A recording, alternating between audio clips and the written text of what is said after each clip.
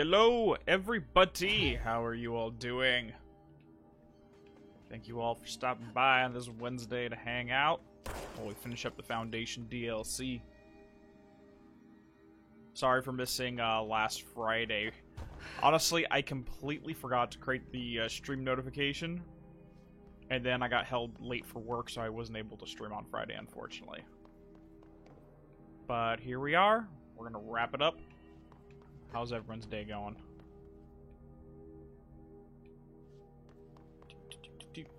Jump in. Alright, so basically what happened in the last round of Control is we got a call from the board telling us there's an issue down here in the Foundation. Looks like this giant monolith got severed in half, and we're going around trying to fix it. Long story short. You're waiting for your dinner to finish cooking? What you working on? What's your cooking, Gary? And we ended off the previous stream with us getting a second ability, which lets us create things and not just destroy them. So now we can go mess around with that. Oh, you managed to clear the raid for FF14 yesterday? Nice! So yeah, we can do this where we create things rather than just break them down.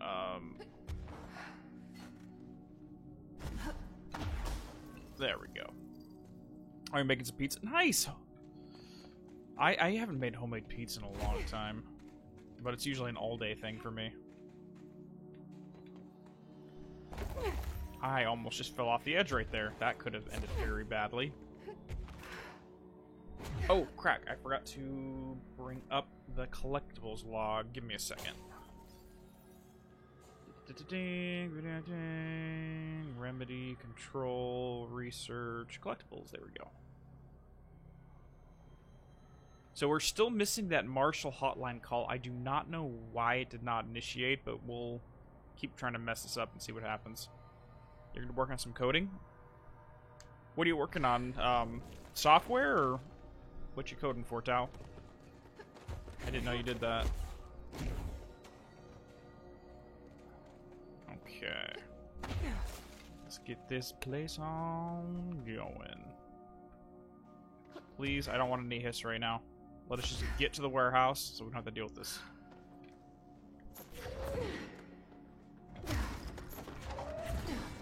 There we go. Oh, you work on some mods? I've actually been considering downloading one of the Unreal Engines and try my hand at some world design. Like, today I've just been really thinking about it. Director Faden here. I need a ranger dispatched to my position. And he just teleports here, even though I can fly is the only reason I got here. But somehow you got here without the ability to fly, so sure, that makes sense. Here's the warehouse. What they stored here? Who fucking knows?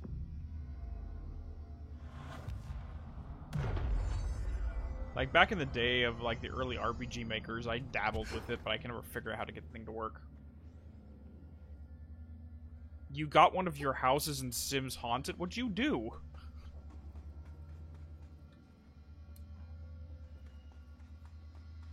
Did one of your characters die in it or something? History of the Oldest House by Dr. Theodore Ashe. The best character in the whole freaking game, in my opinion. I love this guy. Anyways, the Oldest House has revealed much to me during my months in the Foundation, but many questions remain. Primarily, the tree etchings bewilder me. What is their significance? If the house has changed shape over its lifetime, as I've theorized, then it was a tree. Then was a tree its first form? Yeah, this is coming down to the etchings of the tree at the front door. Or the gate leading to the Foundation. And if my hypothesis is true, this is the modern interpretation of the Yggdrasil. Or any number of world trees from mythology. I sent a team to the Schwartzman building in search of pre-settlement accounts on Manhattan Island. From those, I discovered a single relevant line.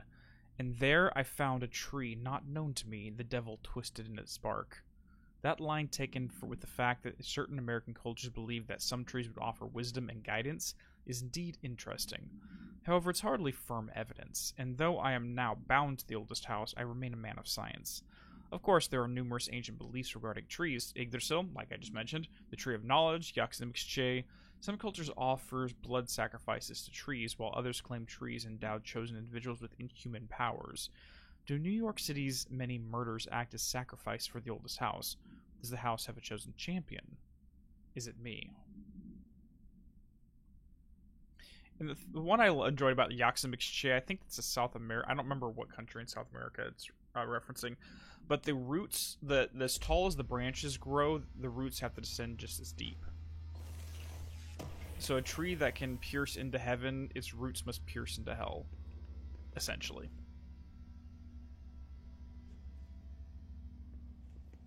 You performed a seance and you got the place haunted? Oh, that's crap. That sucks. This is why you don't mess with that stuff, Val. Come on. Oh yeah, this isn't ready yet. We have to do a few things before that is available. Pyramid geometry. And click. And click. I've been going through my library researching pyramids and triangles. If that shape does relate to the board as Northmore says, then perhaps our predecessors in the occult can offer some insight through their geometric knowledge. In esotericism, the triangle is closely associated with the Holy Trinity and other three-part concepts: past, present, future, mind, body, spirit, Interestingly, the term board also implies multiple parts. Upright triangles in Judeo-Christian imagery indicates ascent into the divine, rational realm. Inverted signifies descent into the corporeal, human. Also, if it's on its base, pointing upwards, that means stability and power and control, as I mentioned with Jesse's hairpin, and if it's inverted, that's instability, but that's a separate thing as well. Naturally, the ascent is masculine, the fall is feminine, Adam and Eve. There's just a bit of old world patriarchy. It's 1964, and we're well past that silliness. Considering above, what does the inverted triangle tell us about the board? They're clearly not corporeal or human. Perhaps they wish to be, or they once were. The likeliest answer is simply the theological imagery cannot help us define alien entities. But still, the pyramid seems significant. Shapes have power, and clearly so does the board. And I just want to point out here, which I thought was an amusing little side here. When we say masculine and feminine tendencies for upright versus inverted, as contradictory as it might sound, masculine does not denote male and feminine does not denote female. It's just a series of archetypes. And if you look at the Jungian syzygy, for example, you have the anima and the animus. Every person has both the masculine and feminine aspects of the psyche. So it doesn't necessarily denote male-female. Is this a Bureau ID badge? It looks so old. Hope will definitely want to see this. There we go. We got some IDs. I think... Actually, let's head back real quick and get that side quest started. Hiya. They had the same thing in Moon Knight. I haven't seen Moon Knight. I haven't really been keeping up with any television whatsoever, to be 100% honest. What show are you watching? Oh, you're talking about the season finale of the show. Yeah, I haven't watched it. Hey, Pope, give me that side quest. Hello there. Jesse, you're back. So did you find anything noteworthy? The original Bureau expedition down here left so much interesting stuff behind. Like their ID cards. I picked up a weird one. It's pretty old. Oh wow, look at that. Yeah, I found a few ID cards myself. Or, more accurately, the Rangers found them for me. Are you starting a collection? I'm going for the whole set. I kid, of course. But I suppose they are sort of like baseball cards, except for Bureau stuff from the 60s. Hey, the one you found is different than mine. It looks like it's a higher clearance level. A rare one, then. Want to keep it, Emily? Yeah, I absolutely do. Hell yes. But I think you should hang on to it for Freaking now. nerding out over here. High clearance access might come in handy. Sounds like you have something in mind. Guilty. See, I've been going through Dr. Ash's notes, or the ones I can find, anyway. Like Darling, he seemed to enjoy hiding his most relevant research. From what I gather, there is another floor beneath the warehouse with a special lab that requires 5 high-level staff members just to access. Here, take this. It's an old skeleton key. Something else the Rangers found. I give them $5 for every useful trinket they bring me. I'm gonna assume this key is my ticket to that lower floor. And that super secret lab you mentioned.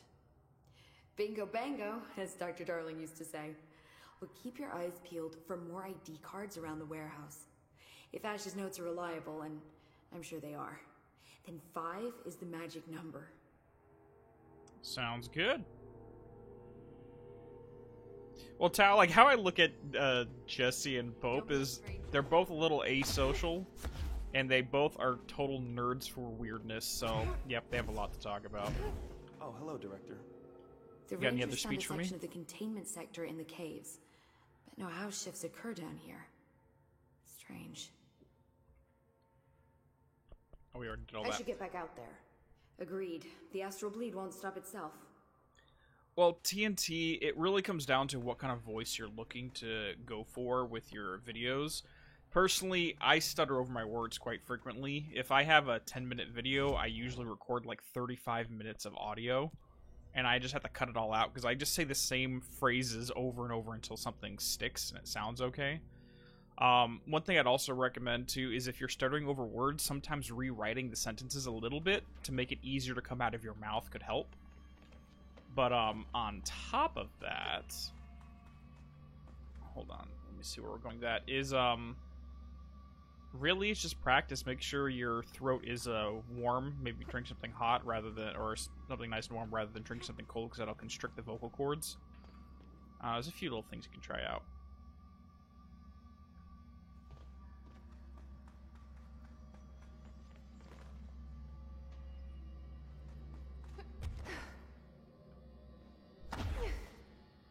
Hey there, Stove. How you doing? Nice to see you, good sir. Weird place to leave an ID card, but okay. Alright, there's a little something we have to fly up to above the cat statue.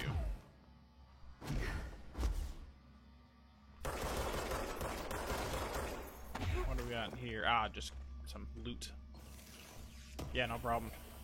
Like, honestly, for me, I usually record at early in the morning, only because your throat is going to be a little bit looser than it otherwise would be if you were awake for a while. Because you just woke up, so all your muscles are going to be slightly... Whoa! Bro, why would you do that? Cut your crap.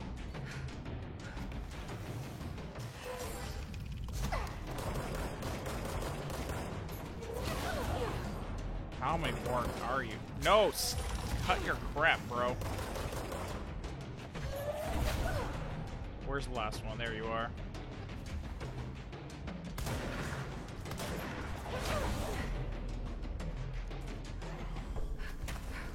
Where? Is that it? Is that it? Be good. Alright, take two. Let's try this again. No, stop grabbing stuff. Build it. Thank you.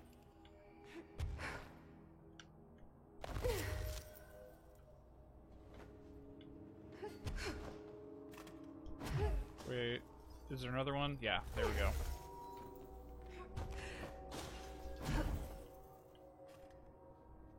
There we go. And kaboom. Another ID card. For a cartographer. Meteor Hill Summary.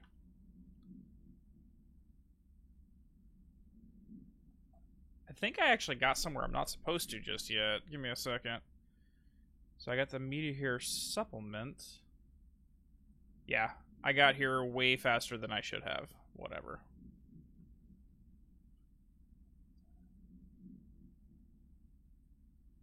Okay.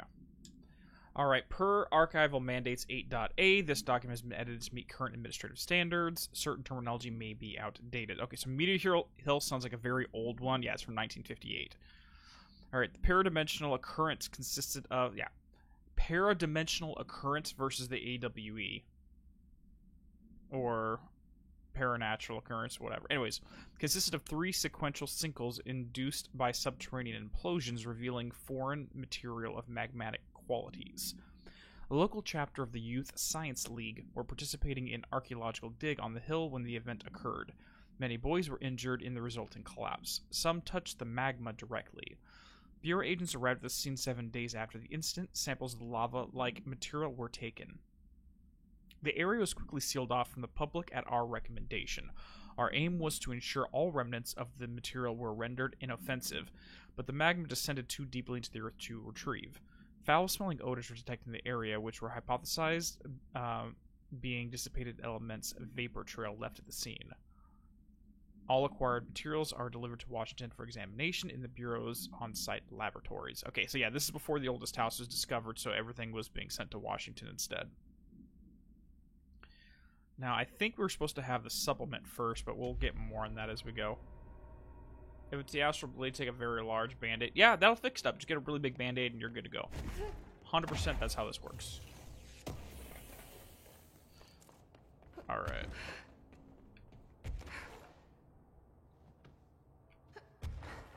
Okay, what do we got here? So we already have 3 of these cards. And there is 4. Another one of those ID cards. And the last one is literally right inside the area we need to go to, but we'll do that last. Let's head on inside the warehouse first. 28 days now spent inside what we're calling the oldest house. Northmore insists on the name. I'm too tired to ask why. I'm not sleeping well. Per orders, me and my research team have established a permanent examination lab in the Foundation. I basically live down here now, like the obedient head of research Father raised me to be. I spend my days investigating that odd pillar where Northmore found the handgun. The work was half-hearted at first, I admit. But then I discovered numerous non-Aristotelian energy channels converging at its base. Ley lines, dragon roads, Hyligalinian, call them what you want. But this pillar is the crossroads. I started building something. Equal parts talisman and technology. An array that can impose order on the ley junctions. That's the idea, at least. We'll see when I'm done. I prefer to work away from the pillar. I'm not the only one who feels like that thing has eyes. This is basically going to be the genesis of the control points and those little relays we see all over the place. These little bad boys right here. Which is weird, because in the main game, it was stated that Darling figured out how to stabilize those, which obviously that's not the case, if what we're taking here is accurate. But anyways, let's move on. Well, hello there. Go on, let's get the electricity. So we're gonna have to go all the way up this and get the electricity working as we fly up. It's gonna take a while.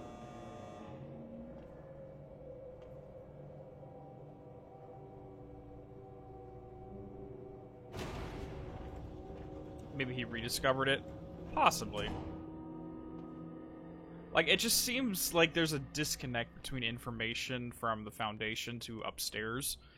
Like, I know that there's some documentation that was intentionally modified and redacted. For example, the original document related to the service weapon. Let's pull it up real quick. Not research and records, case files. It specifies that the service weapon was first discovered inside the director's office.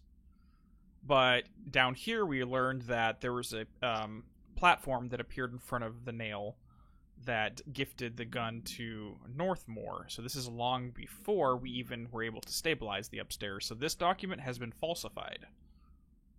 This section here, I read it as a complete lie because Northmore wanted to obscure any reference to the Foundation from official documentation. So he literally had everything either redacted or rewritten to pretend like this place never existed in the first place.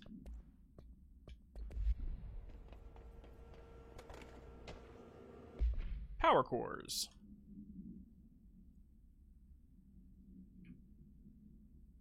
Okay. After numerous attempts, I've finally found a way to intercept and contain the ambient energy of the ley lines in a kind of non-Aristotelian battery I've dubbed the power core.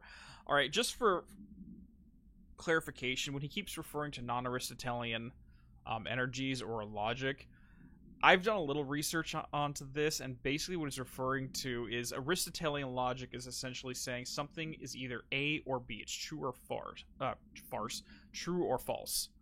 Like, everything has to be something or it's not. Now, non-Aristotelian takes into the idea that things can be true and false at the exact same time. It could be true but not false. Something can be... There's like 7 or 8 different classifications of reality. Something can be real or real, not real, real and not real at the same time, and neither real or not real. It just gets into more subjective and semantical things. But anyways, I admit it was difficult capturing an energy I can barely measure, much less interact with. Luckily, it seems that the porous stone of the Foundation's caverns possess some conductive qualities. Using stone flakes and copper wire, my power cores collect significant power. My early prototypes collected too much, in fact, but I've since reinforced the container. We don't yet know the repercussions of tapping into this power field. As a precaution, these devices should not be taken outside the house. Ideally, the Bureau should no longer need to rely on typical energy sources. It's my greatest feat of engineering yet. I've always had interest in inventions. I like the creativity that it allowed, set within the firm boundaries of logic and physics. Father never approved calling it mundane science. With that in mind, I dedicate this invention to Theodore Ashe Sr. May he scowl in peace. And again, this brings up another question, because we know that all the power is being generated by the NSC, with Northmore trapped inside. But now we're saying that this gathered all the electricity. So I look at these as more as batteries. So you can generate electricity down here, but these are what's used to store it. And it's something that Ashe developed at the end of the day. Okay, close you. There we go. Okay. Alright, we're heading up to floor 3.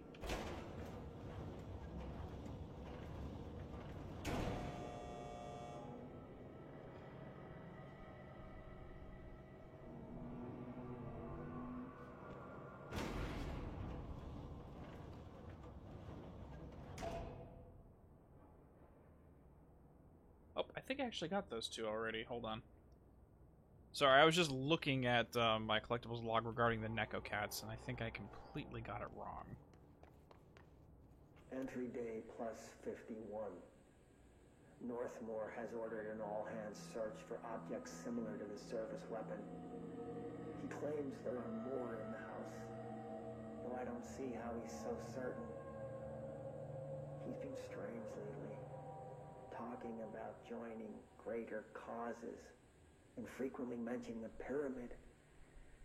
After pressing him, he finally described this pyramid to me.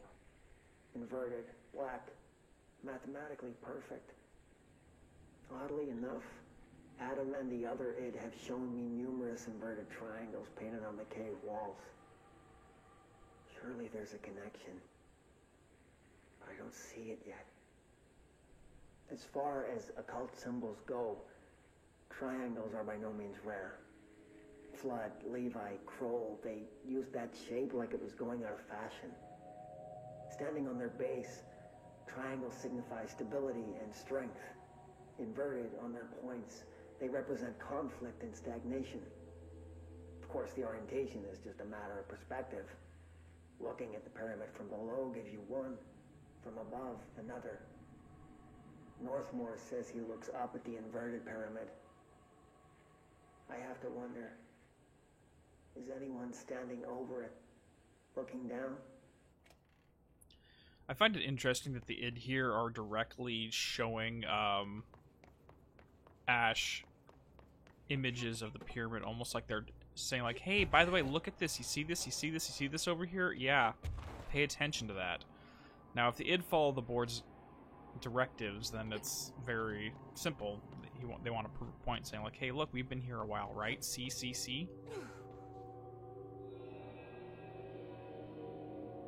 Oh, it's not that you start the mission, you just do the little side things, and it goes from there. Alright. So there's 8 random cats, and you just do whatever it is, and they'll pop up. But it's a nameless mission. It's not going to pop up for you at all. Kind of like the TV screens going into the furnace to get the unlimited ammo with a grip. Well, the id, according to my hypothesis, started attacking because the board doesn't like people being down here. They specifically started doing that with in the back of the 60s to get Ashe and his people out of the place. Again, that's just my hypothesis.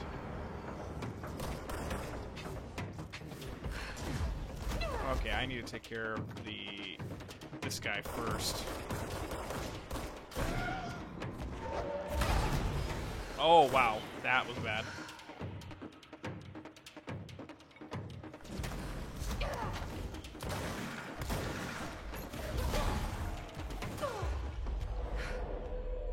This is bad.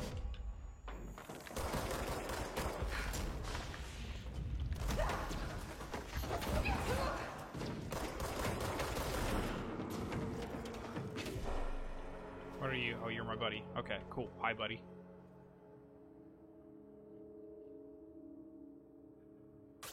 That was the only one I didn't do, but I did do the TV mission. Gotcha. Yeah, it's just, like, if you don't know what you're trying to look for, it can get a little frustrating that the game doesn't tell you that there's even something to do. But with the cat specifically, I feel like you'll figure out that there's something going on, because at least one of them you'll find on your own.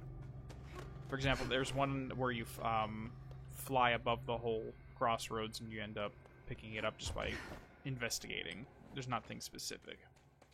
And one's behind like a hidden door or something. So like there's a couple that you'll be able to pick without having to do any of the weird little tricks. Weird entity A or B? Or neither. Let's just stay the course for now. The Bureau's in danger. We know we need to repair the nail. The astral plane won't break reality on my watch. Needs to be done. Okay, first things first, let's go check this area real quick and see what we got here. Oh, we do have some stuff.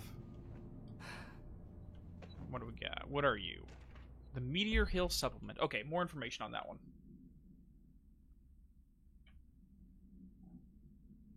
Same thing here, Gary, because I found a couple and I was like, yeah, I'm not going to figure this out. Let's just look up a guide.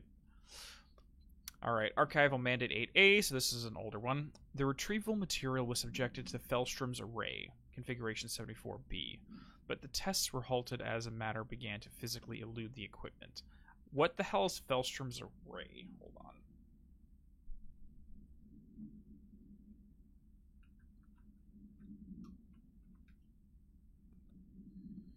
Fellstrom's array. Okay, so this is something that was made by the game. It's not anything that's real. Okay. I have no clue what the hell that is. Fellstrom array. That's going down into the mysteries list. So it seems before we got the plastic tree, and we learned those ritualistic, like the phrases. Something else. There's another form of things used to retrieve the altered materials. But the tests were halted as the matter began to physically elude the equipment. Attempts to constrain the elements were made, but under further stress, it became vaporous. The researchers suffered corrosive injuries prior to their deaths. The child victims at Meteor Hill recounted the material enveloping them in a pleasant manner upon making contact, but when they discovered they were blank and screaming. Bodily changes were perceived immediately. Deformities, loss of pigment in the skin and hair, and mental systems surfaced on subsequent examinations. Confusion, heightened aggression. The Department of Public Knowledge and Diversion gave statements claiming the incident was caused by debris from poorly made Russian satellites, which the public accepted with no complications. Of course, because at this time, when was this written? 1958, so it's during the Cold War, so that makes sense. The Department of Public Knowledge and Diversions gave statements claim. Oh, wait, read that. The children were sent to the Bureau's recuperation facility in blank to receive help away from society. Okay, so there's also a recuperation facility, whatever that is. Let's see, recuperation. Now again, this is before the oldest house was found, so this might not even be used to this day. Hey there, Drinker Fox, how you doing? Not much, we're just wandering around the warehouse here, heading up, and grabbing stuff as we go. The word thing is anyone who doubts Jesse's a door clearly is wrong. Right? Okay, so I have a couple ideas about this Meteor Hill thing. Either A, from the perspective of the individual who is affected or touches this material, they feel pleasant, but their perception's fucked up because anyone watching them is seeing them screaming and burning.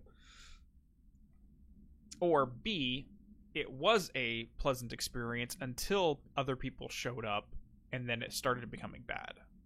Which means the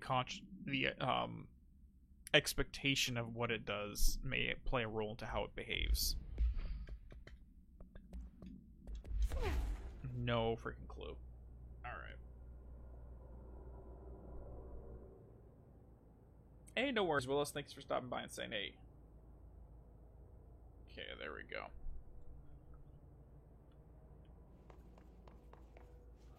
Yep. Alright. So let's go ahead and pop you.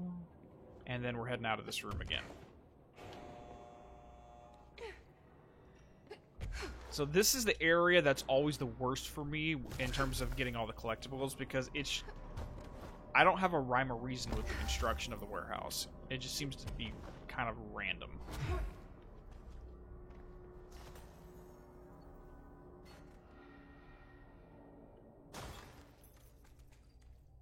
Schrodinger's acid? Yeah, possibly.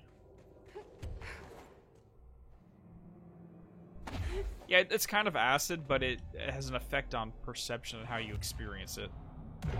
And then it has psychological influence as well, so... who knows what the hell it is? Oh, jeez. No, no, no, no, no. There you go. That's what I wanted to see. Perfect. Now we got some id fighting us. That's great. Maybe not id, astral copies, but...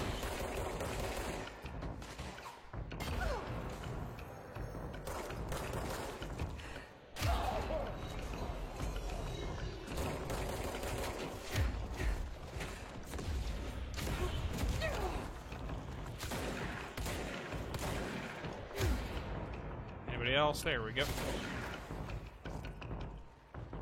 More? More? Nope. Aw, come on. Needs more. Hey, you just got back home from work and a sexy body is so much pain. You just exhausted. Dude, I have those days all the time. Like, even the ones that weird me out are the days where you really didn't do anything physical. It's just, you just feel drained. Usually for me, they're the days where I'm driving all day and it's just like, eh. Like, the sun just takes it out of you sometimes.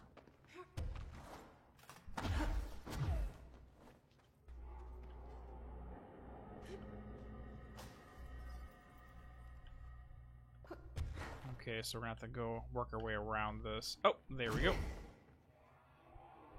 And drop. Here we go. There's that one. There's that one. And there's one more up there.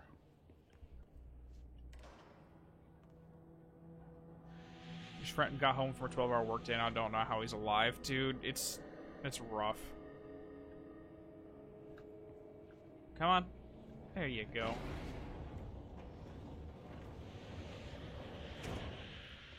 Wait, how do I... actually, can I hit it from here? Alright, I know how to fix this. Hello there, Charge, my old friend. Perfect. Let's just stick the charge on for a little bit. Retail soul crushing. Oh, I hear you there. I've never had to work retail, thankfully, but I hear it is absolutely rough. Any form of customer service where you have to pretend to be happy all day, every day, when you really don't feel it is taxing. What floor are we on right now? We're on 6? Crap. Let's go back down to 4, because we have, 2 more pieces of documentation that we're missing.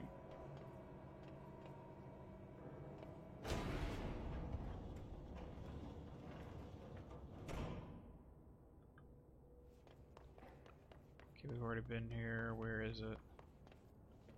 Let me see if I can find another...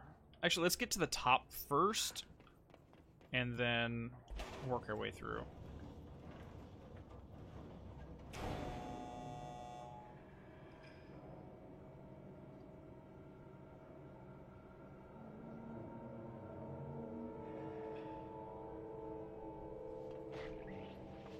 Okay, so there we go. That's 1, 2. I need to do this later. We'll take care of this Neko Cat right here with these 4 little things, but first let's get our save point.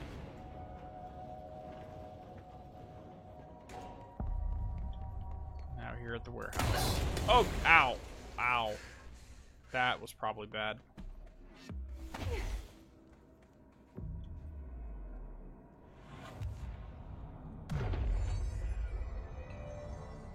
There we go. Everyone should work retail at least once in their life. It's a humbling experience. Oh, I understand. Like, I work as a pseudo salesman. That's one of my duties, is being a salesman for a GC, working with insurance claims, so I have... Like, on my end, I'm mostly working with homeowners who are trying to scam the insurance company to get more than they should. And trying to be that middle ground. Like, for example, right now I'm working with a public adjuster who... Oh, gosh. Let's just say that they are legal scam artists to try to get paid and grab money off of your insurance claim without really doing anything for it.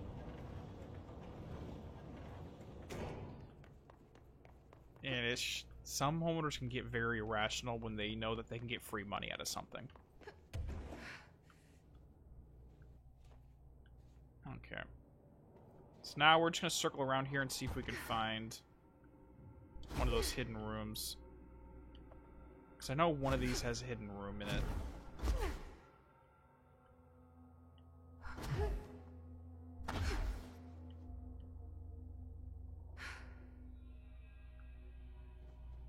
Okay, that's not going to be one. Maybe this one? Nope, not this one. You worked gas station for 6 years? How did that run?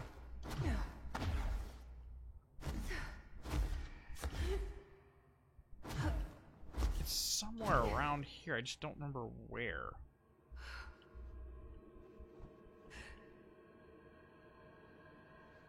Nope, we're back on floor 3.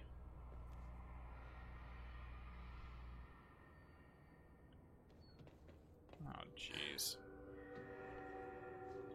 Yeah, these last 2 documents are so freaking hard for me to find because they're just randomly located here.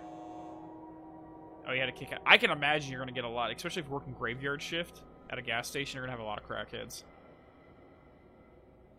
Cleaning bar for the changing booth. Why would you... Okay. I was like, if you're feeling sick, why would you even come to try to go clothes shopping?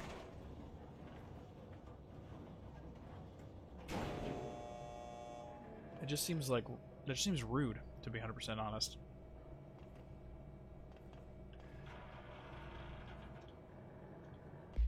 Okay, I'm gonna switch this one over to the shatter, because when we do this section, we're gonna want to make sure we have the shotgun ready to go. Okay, so my note here was go to the 5th floor, leave, fly 180, and drop. So it's gonna be on this side, and then drop.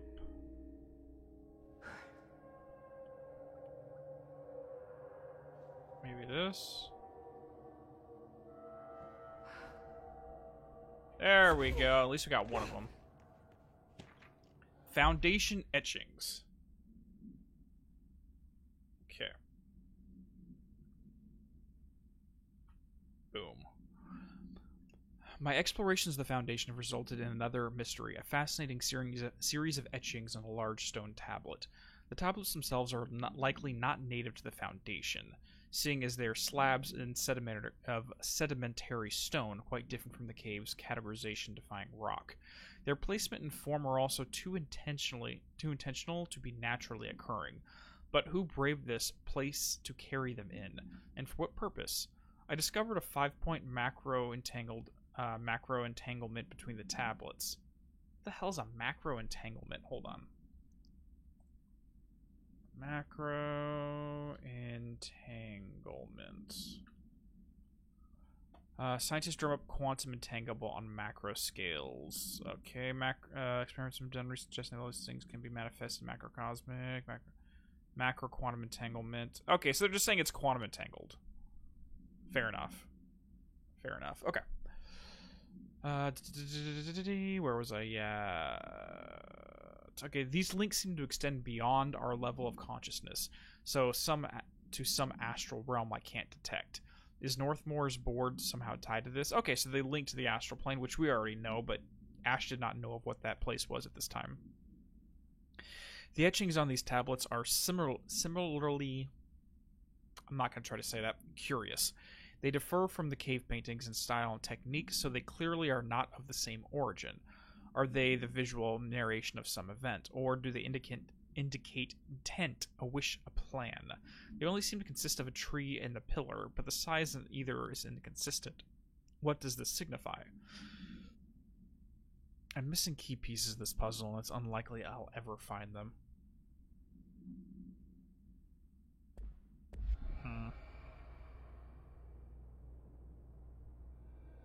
What's your idea for the video game, Draco? Go ahead and share with the class.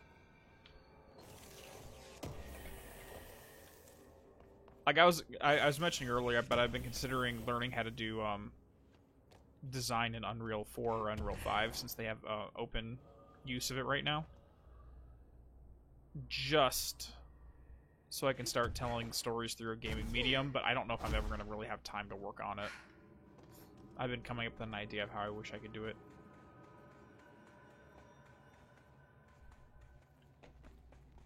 Okay, we got one more document to find here, and I have no clue where it's at.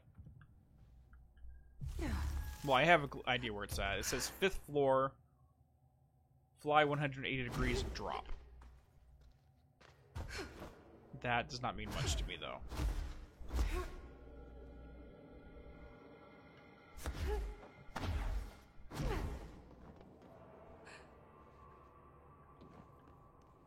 So this is the 5th floor right here.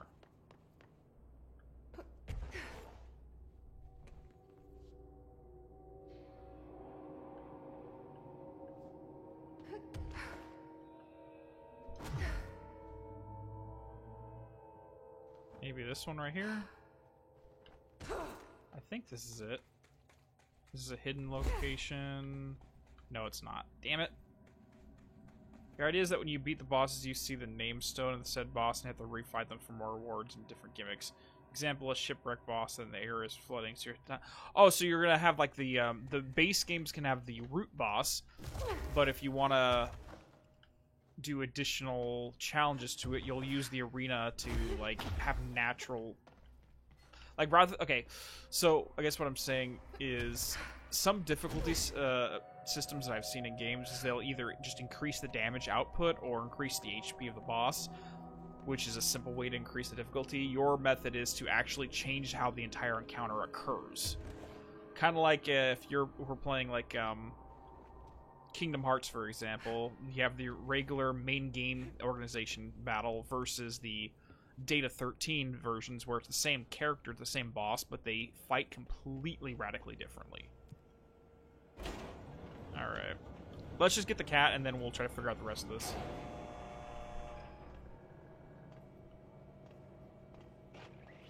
Okay, so it's on the left side first. Yeah.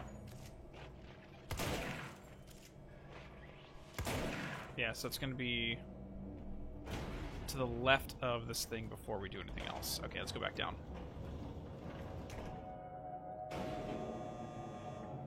As long as you use the environments to really play into that Draco Fox, I think that'd be pretty cool. That's one thing that I wish more games did, is rather than just giving you an arena and then say, here's the boss, have fun with it, they actually use the arena as part of the encounter. Alright, let's do this take 2. Where you, like, either the arena is part of the difficulty or you have to use it to try to win.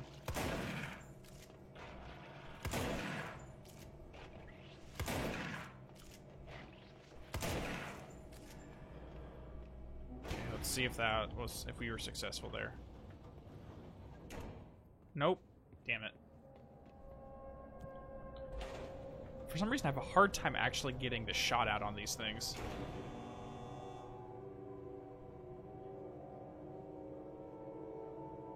Okay, so here's one thing I will add to that, Draco Fox, is I am always a huge proponent of getting additional lore on something as a reward for doing something in game that's a challenge. Because one of the biggest frustrations I have in games is they have a bunch of little side content to do, but it doesn't give you any reason to do it other than for, hey, let's take up some time, or for the challenge. Like, the challenge is great, but if you can give me something more, like additional lore, additional story, or backstory on something...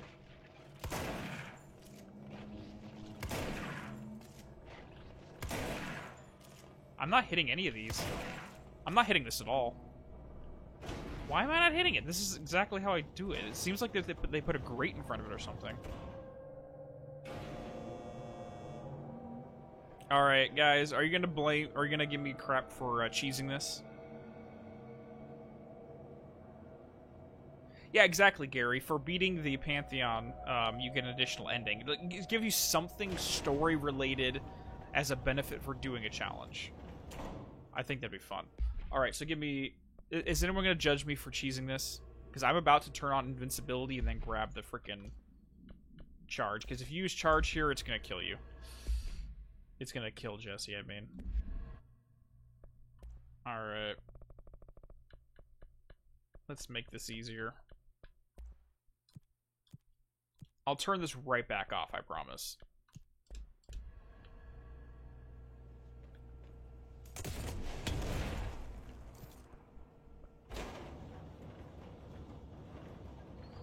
Because, like, I can do this with a shatter, just for some reason it's like it's not giving me the opportunity to hit it.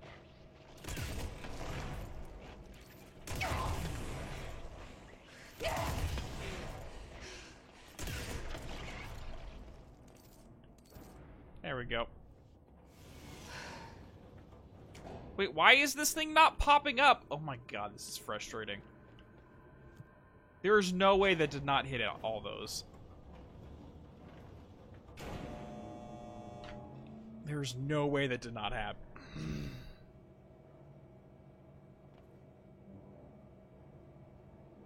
Yeah, this one I think was poorly thought out.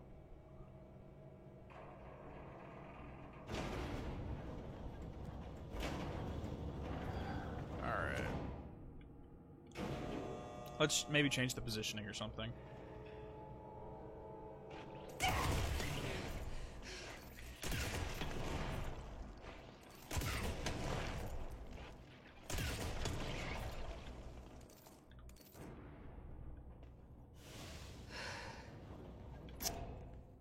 What is happening here?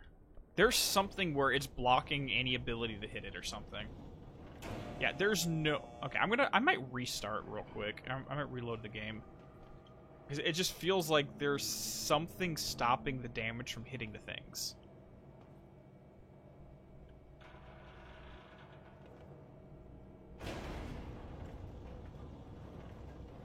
Let me give it one more shot, and then I'm gonna say F it.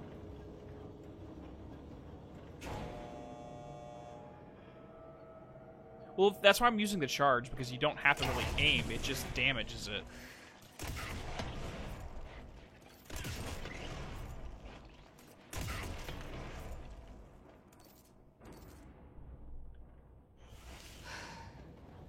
Yeah, I have no clue what is going on here.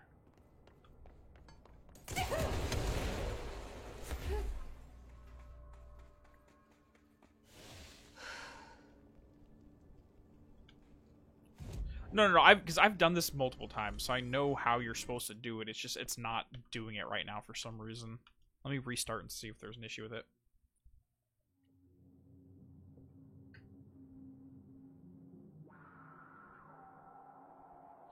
Like, for example, like, when I was playing Breath of the Wild, and I'm sorry, but I have a lot of words to say for that game as a lifelong Zelda fan. But one of the biggest issues I have is there's really no reason for you to do half of what's in the game. There's no lore or even gameplay benefit of doing it. And the worst example for me is this one side quest where you have to go on a scavenger quest and end up finding like a flaming sword, which the first time I'm like, okay, cool, flaming sword, it's a unique weapon. But then you realize those flaming swords are literally everywhere. So this entire quest is giving you something you can get anywhere else, and there's no reason to do it at the end of the day.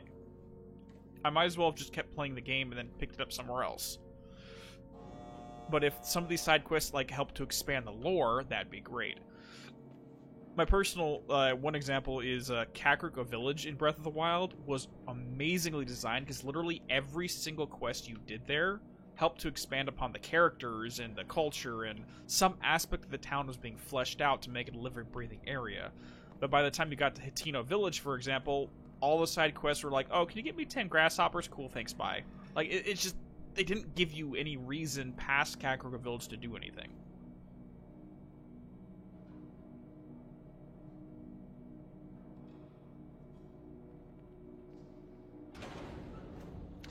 This is me giving a hot take, but I look at Breath of the Wild to Zelda like Mario 2 is to the Mario franchise. Where Mario 2 isn't a Mario game. It's actually a Japanese game called Doki Doki Panic. And they decided that it would sell better in the US if they slapped Mario's skin on top of it. Same thing with Star Fox Adventures, where you're on the Animal Planet. It was originally designed as its own individual IP, and they said, you know what, we might be able to sell this better if we threw Star Fox into it, so just do that. Like, that's just how I looked at it. Oh my god. Okay, let me just try this again.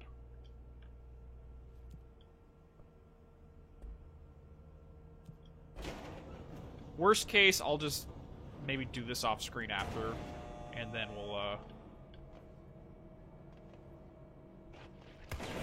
yeah, it's not letting us hit it. It's like there's literally like a fucking grate in there that's stopping you from hitting the damn thing.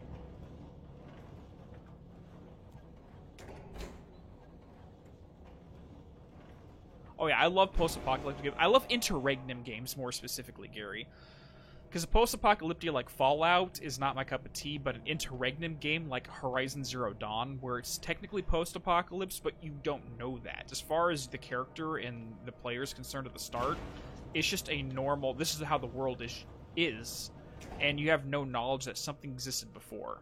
Like, there is an extinction level event that is so far in the past that people have lost it from collective memory. That's an interregnum story as opposed to post-apocalyptic, and I love it.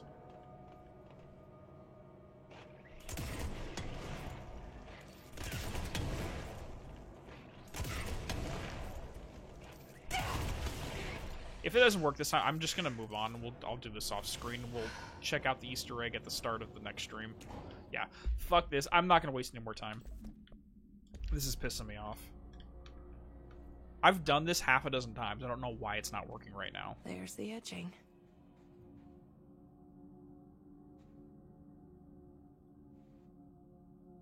I just think the interregnum stories have a lot more narrative freedom. And it can get really interesting in how you design it. I don't know. It just feels like they give you more to work with, narratively speaking. In a weird way of putting it. Hi. Bye-bye. You guys done? Okay, cool, bye.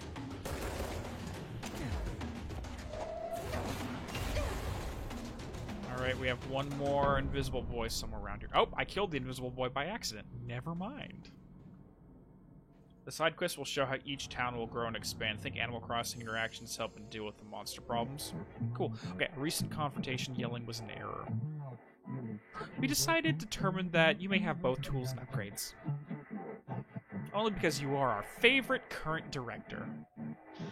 But do not listen or speak to the former. You are welcome, grateful. Yeah, so they're like, oh, well, since you already have it, you have permission to do so. Well, thanks. I didn't need your permission. I already had it. So your permission means jack shit to me right now. Thank you. Sorry.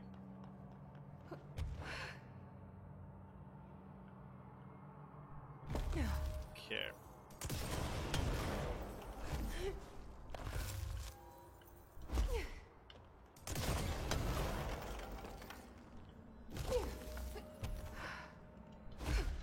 Where is it? There it is. Come on. What am I missing? I'm missing... There it is. No, no, no, no. I'm missing one of these. Hold on, let me see if I can find the one I need to pull out. There we go, that's what I'm looking for. We are nearly whole, fixed. You should trust your synergy is appreciated. They sure changed their tune all of a sudden. Okay, I have a question. I didn't really notice this detail. Well, yeah, I obviously noticed it because the game requires you to deal with it, but I never thought too much about it. So these locks are intended to be spheres of the exact same material used in these platforms. You can see the same markings on it. And we see these all over the place. These are native to the astral plane, as far as we know. Now, the reason each of these are broken / not working is because this little crystals from the foundation are starting to infect this. They start growing over it and causing them to, like, break and crack in some places. I don't know if that's just a design or like a art design choice, or if there's a lore reason why those crystals are breaking into the astral plane and that's what's causing this to break. Almost like the Foundation's trying to spread here. I don't know, I'm just spitballing random thoughts. I'm Oh. overthinking Shit, I did not remove the invincibility. this whole board former thing. They can sort out their own business so long as it doesn't get in my way. Obsessing over these problems is something Trench would do, but I've got my intuition. And you? Chaotic thinking. I absolutely love it. Okay, this is actually a good opportunity to talk about a philosophy have since going to music school, but let me turn off this assist right now. Because we don't want invincibility. We want to be able to die and heal. Yeah, anyways. Okay, so we're going to hang out here on this rock real quick while I go through this. So, as some people may or may not know, I went to 2 semesters of university for jazz performance as a piano major. And I spent a lot of time, actually more time, with the classical students than I did with the jazz students. And I noticed one thing that I kind of carried with me, and I used it when I'm hiring or looking which employee should go fit which position, is there's a philosophical difference between jazz and classical performers. Classical, director Trench, basically everything needs to be perfectly written out on the page, everything needs to be ordered. Anything that goes off script cannot happen. Everything needs to be perfect to the script, to a T. They're very mechanical thinkers, and they're very controlled thinkers, very much like Trench. Now, Jesse, on the other hand, is more of a jazz mindset, which is, they don't give us sheet music for the most part. All they give us is a set of chord changes and said, here you go, figure it out. So me, as the pianist, was forced to improv literally everything I did while I was in class. I just improvise on the spot, because jazz performers are trained to understand the music inside and out to the point where you can just make shit up as you go, and you land on your feet every time like a cat. So Jesse is a jazz type of director, while Trench is a classical type of director. And there is pros and cons for both. Okay, let's head on down. Oh, shit! Perfect.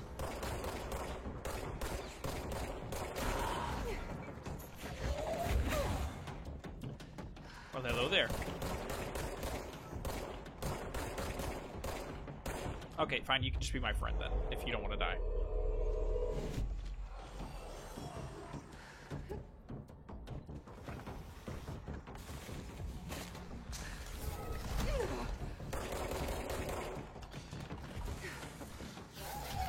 Oh, you piece of shit.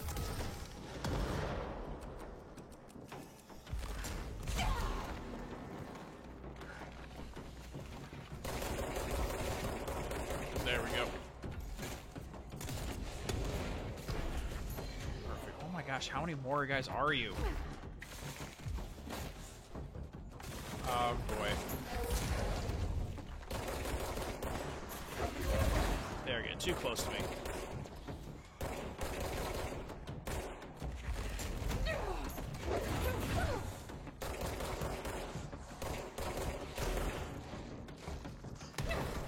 Ow. Who's hitting me? There we go.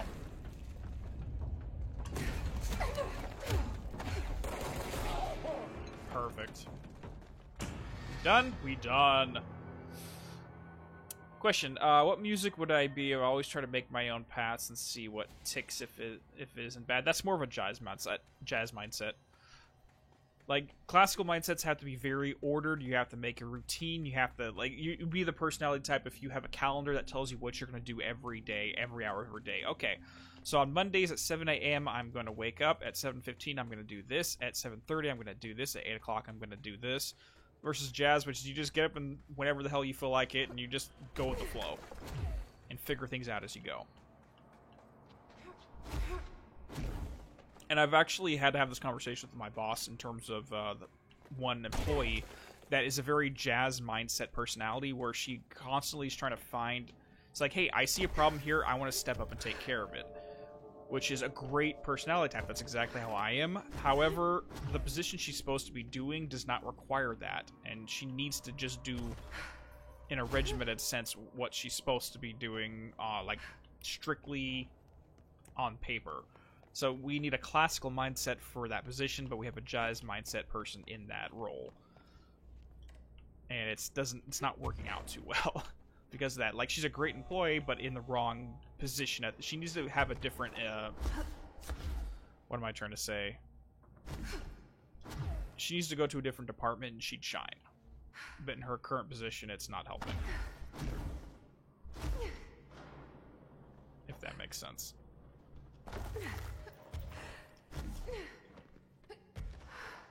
As the saying goes, the right employee for the right position. Okay, there is a hidden section here somewhere.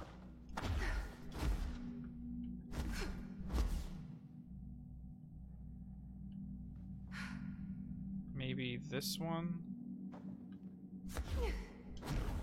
No, it's not that. Where the fuck is this? It's not that. Or is it?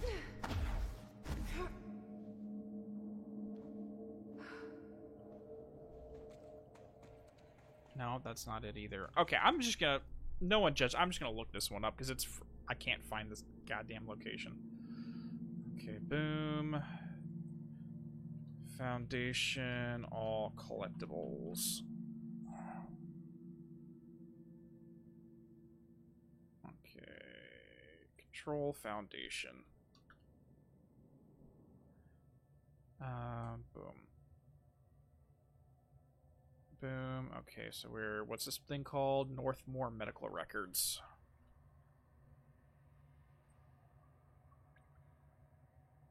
Okay.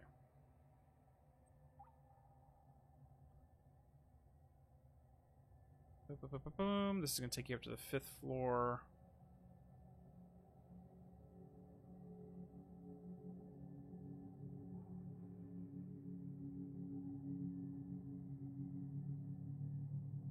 Or is it the 3rd floor?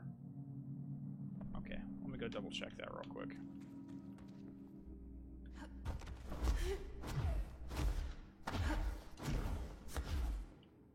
Sorry for taking so much time literally just looking for collectibles on this. It's frustrating me that I can't find what I'm looking for.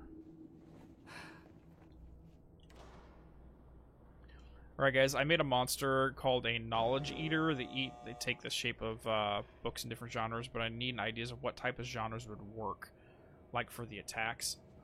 Well, what all are you trying to have them do? Is it just like magical attacks, physical attacks, psychological attacks? Like what style are you looking for?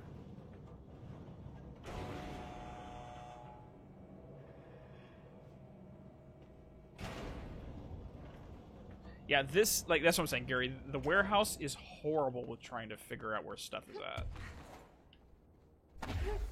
Because there's, like, I like chaotic level designs, but this one is just frustrating.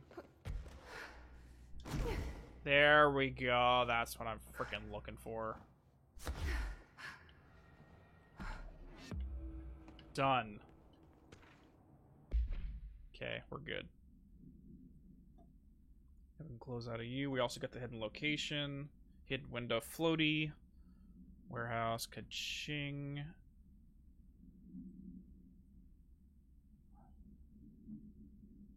Perfect. All right.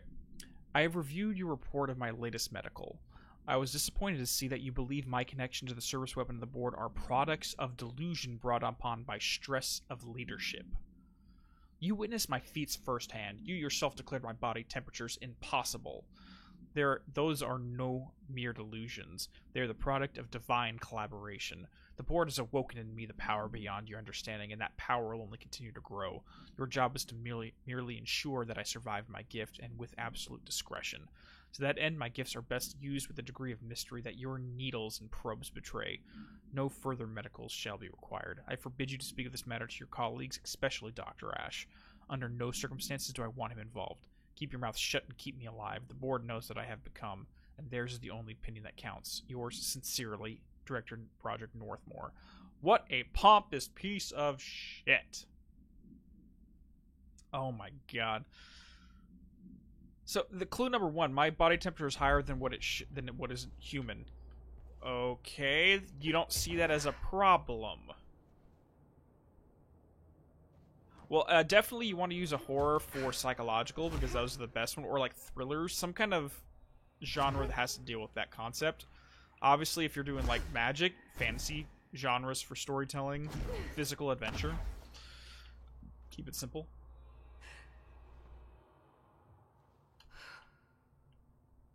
Oh, great. Guys, I didn't want to fight you right now.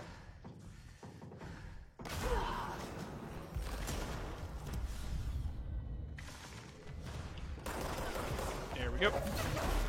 Goodbye. I hate you floaty boys. Oh my god, I'm still missing them.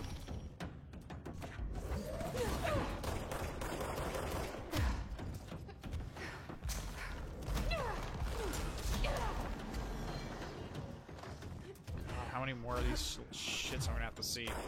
Nope, nope, nope, nope, nope, nope. Stop teleporting away. Perfect. Where's that little sniper boy? There you are. Hi there. That it? We good? Okay, now we're heading down. Yeah, I have the triple launch. Hey there, Matt. How you doing? Alright, we're officially ready to go into the secret lab.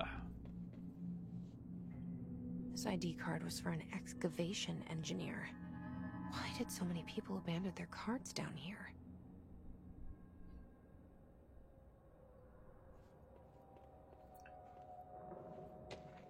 Ash request denied.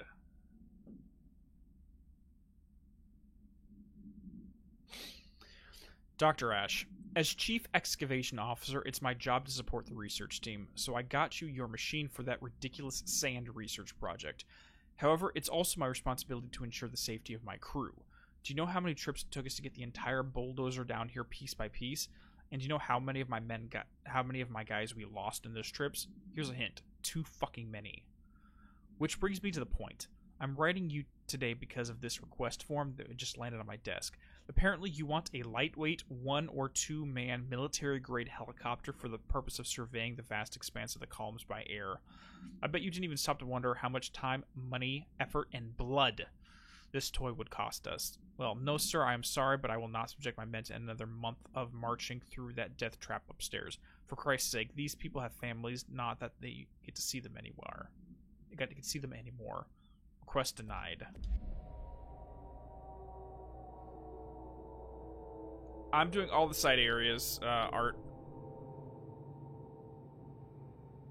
Unless there's a specific side area you're referring to. Okay, so this is... Who are you? This is... Let's do the easy ones quick first. This is the cartography guy. Head of research... Cartography is Marcus Talbot. Perfect. And you are the security officer. Security Chief Hank Wilder. We know that name, Wilder. Probably has absolutely no relation to Beth. No joke, probably does not, but I just want to point it out. Gustav Frizzell, you got a Newton's Cradle on your thing, so you're the physicist. And so it's just these two. So that's going to be the engineer, which is the guy we just got a document from. This one's going to be... The layer of dust on this place, nobody's swept here in years. Not even Ahti. No way he'd stand for this. There's an elevator, which I'm sure is super safe, in a space in each terminal for an ID card. But which card goes where? I've already got 4 out of 5 done. You spoke up after I already solved the puzzle. Just now saying. I just have to get on a rickety elevator that goes who knows how far down. Alright, we're going deep, deep, deep below the Foundation now. Basement lab.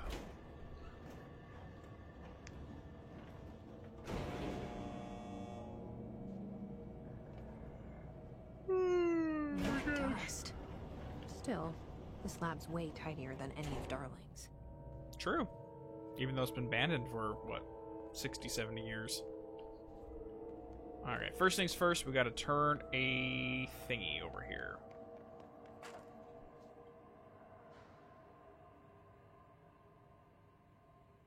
Cool. Water supply lines are now open, which we can make use of that later.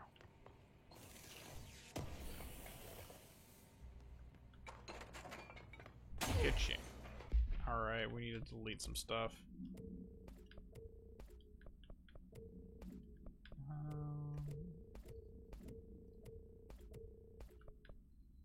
Good enough.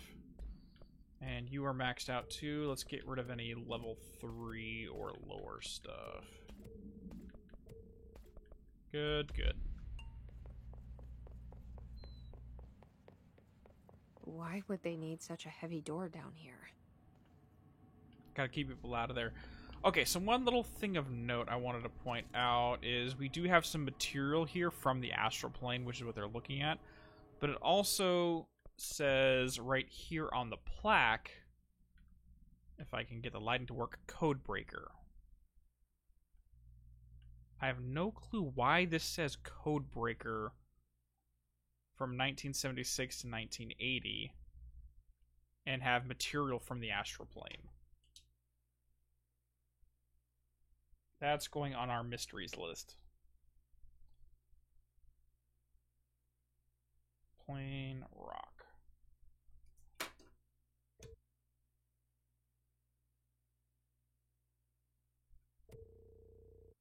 Okay. Alright, let's get going.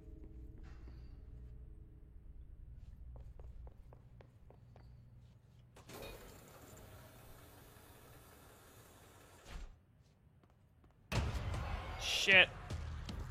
Designer Gibbs, you say. Come here. Oh god, this guy's got lasers. I forgot about this dude.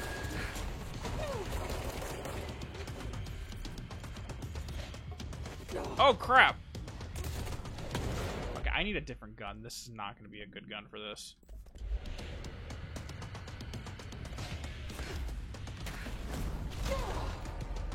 Where is that boy? Where are you? Where'd you go? Where'd you go, teleporty?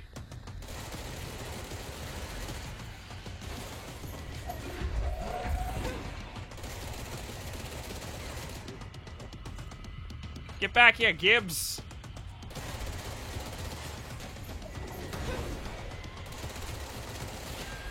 Gotcha. Okay, imagine this guy's knowledge eaters and their floating books, different colors, red for action, blue for drama, fantasy, black for horror, and green for medical books.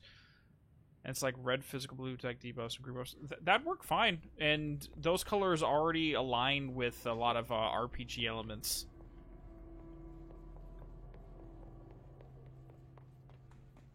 This looks like the nail, only mini. Yeah. Mini, you say? Almost like a entity very much like the board needed its own quote-unquote link to bind itself to the Foundation. Definitely implies that this may have been placed here as a way to link the former to this place. But why we have eyes all around the cave, as if something's trying to continuously watch it and keep an eye on it, no clue. Northmore's final warning.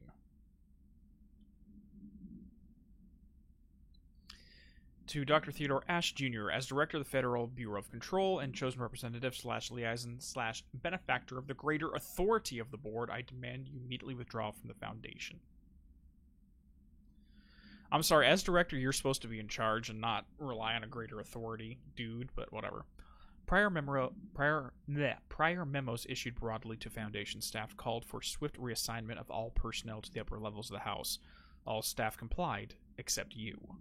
This demonstrates a lack of respect for my office and the board itself. This is their house, and we are their guests. We should conduct ourselves accordingly. Normally, such insubordination would be grounds for dismissal, but out of respect for your late father, consider this instead my final warning. The board and Director Ash chose me as their successor to the office, and no amount of petulance will change that. Indeed, your actions seem to suggest that you know better than myself, and by extension better than the board. Permit me to assure you that that is not possible. Sincerely, Director Broderick Northmore.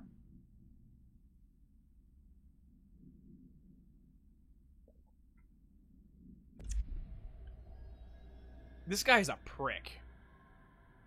Northmore versus Ash. Alright, so this is going to be my first shameless plug of the evening. So, this entire conflict between Ash and the Northmore, the board, the house, I do have a video on it having to do with the oldest house, Civil War. Cold War. I don't even remember what I called it. Anyways, so I'm going to throw the link up there in the top right if you guys want to check that out, or if you're watching the VOD after the fact, it'll be up there for you to see. It really dives into the history of this all around.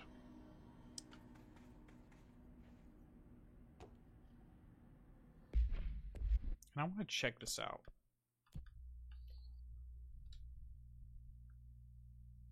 Okay, it doesn't really specify. There's really nothing to see here. A document? Is this in some kind of code? I can't read a word of it. I should take this back to Emily and tell her I got into Ash's secret lab. Yeah, she'll probably think that's a lot of fun. Alright, let's head back up. Yeah, exactly. Respect my authority. That's exactly Northmore's position right there.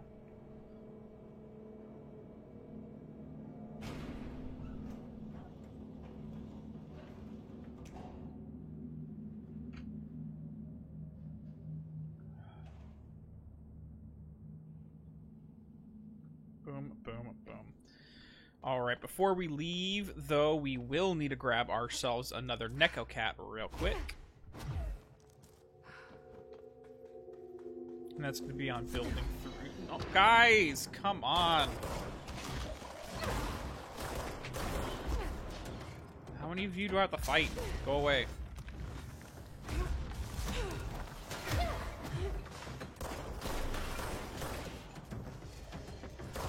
There we go.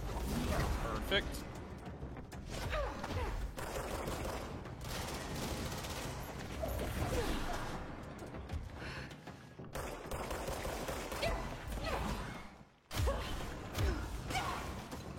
Where? Oh, there you are. Perfect. Got it. Wow, I'm completely out of... whatever. I didn't even realize I was out of energy at the time. Not only is he a brown noser, he's got a freaking, like, god complex about him at the same time. Because I was chosen by the board, that makes me the most amazing person ever to walk this earth. It's like, dude, get over yourself. Alright.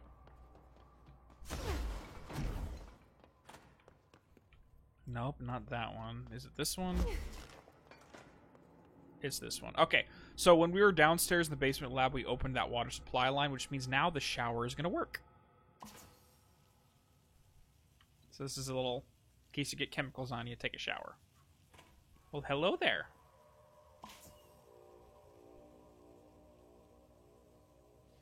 Perfect. Okay, let's head back to Emily.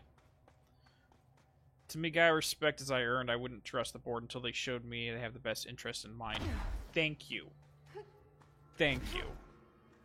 But then again, there's so many, like, Northmore is the personality type that if you give him power, whether that be magical power like he has right now, whether that be money, whether that be political power, if you receive some form of benefit from another, a lot of personality types will say, oh, well, cool, I'll do whatever you say because you gave that to me. And if I know if I go against you, I might lose all that cool stuff.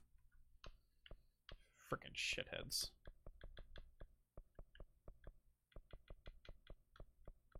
Okay, let's get a little bit more melee attack here and a little bit more energy.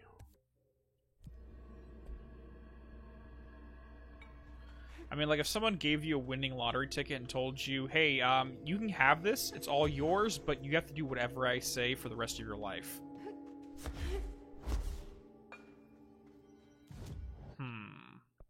How would a lot of us react to that?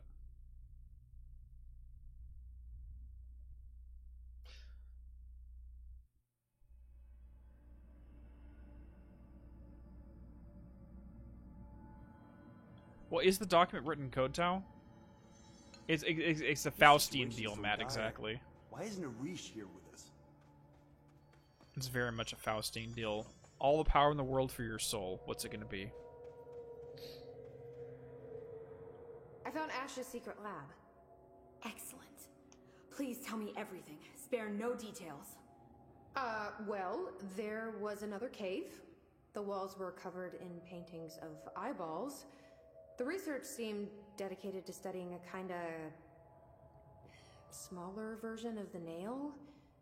It looked like the same material as the one up here, but just a different shape. Well, are you sure you didn't see any functioning prototypes? Or at least some schematics? I mean, Dr. Ash was a very accomplished engineer. None. Sorry. I did find this handwritten note. Wow. Ash had terrible handwriting. Never meet your heroes, right? So it looks like a transcribed conversation between Ash and someone named F. Ooh. Oh, this is juicy. This'll take me days to parse out. Maybe weeks.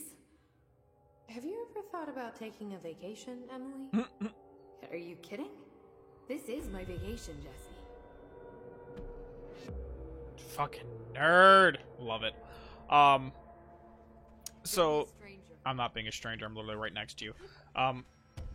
So Ash was talking to someone named F. Now, the running hypothesis for most of the community is that this is the former.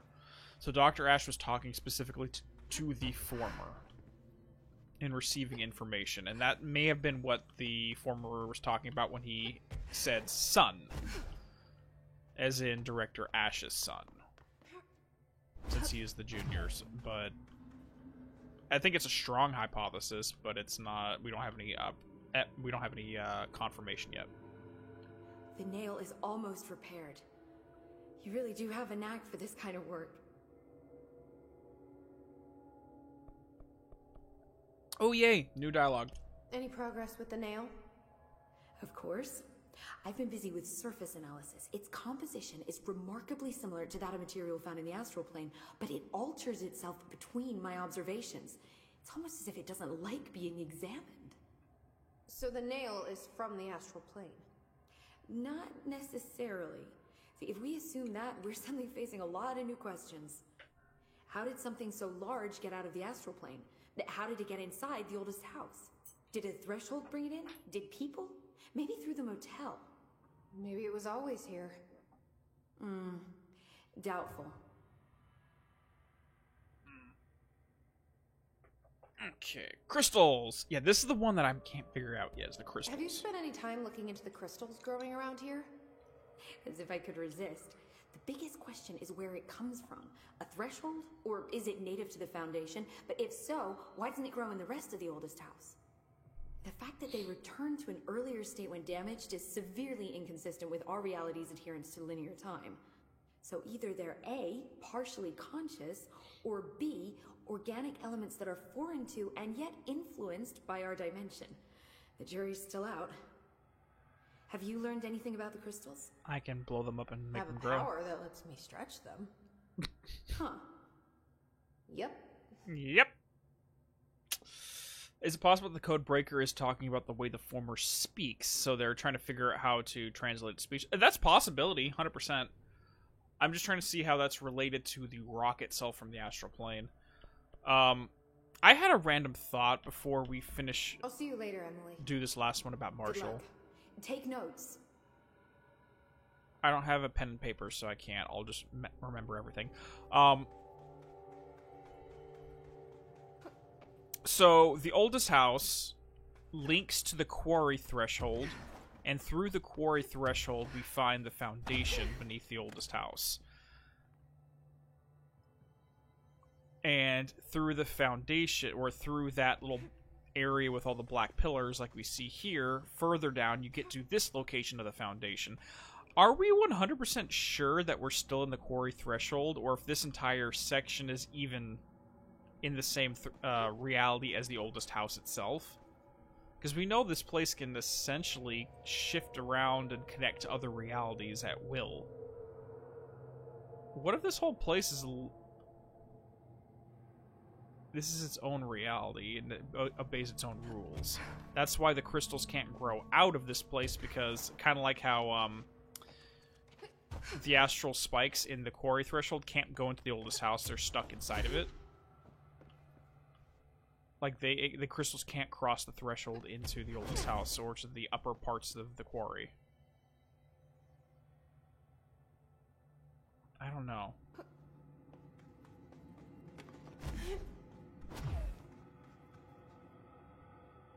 Crystals, cave paintings, rust-filled sand. This place is a research gold mine.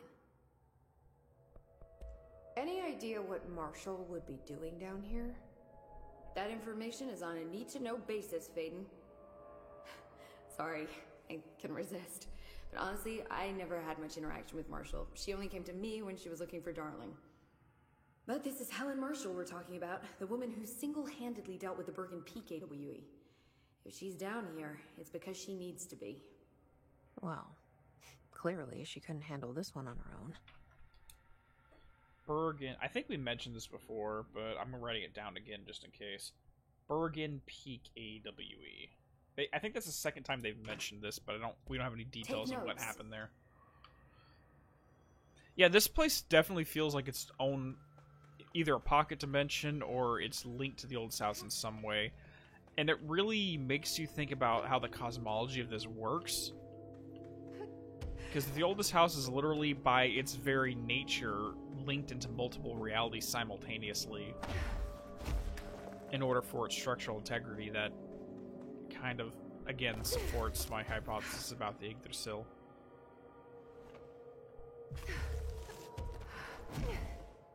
And considering all the Norse mythology built into the entire Remedy franchise, it makes sense.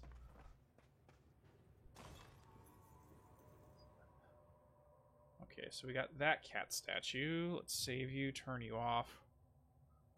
Okay, what side quests do we have right now? Okay.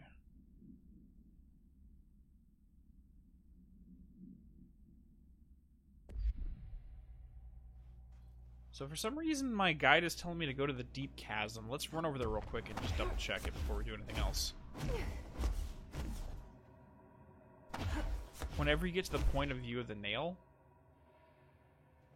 Oh, you mean when the cutscenes are having it look through the nail? I don't know. Kind of like she's in the shadow of the pillar.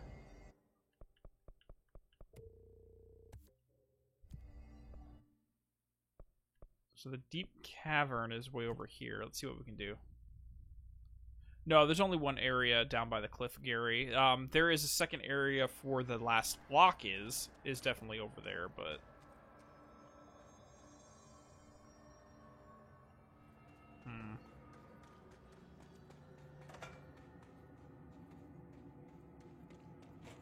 Oh yeah, I already got that one, Gary, yeah. I thought you were asking if there was a second one. We did that right when we arrived. Just blow. Just come on. Explode.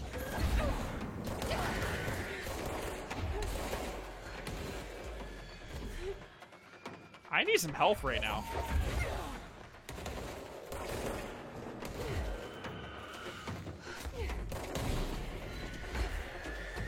How many more are you?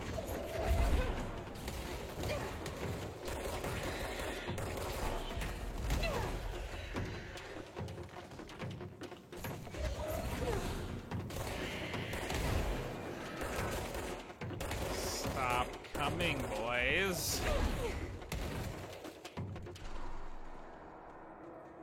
Yeah, I'm talking about the TV area, because that's where my guide is telling me to go right now, but I don't think I have access to that side quest just yet. I'm going to double check and see if something pops up when I head over there.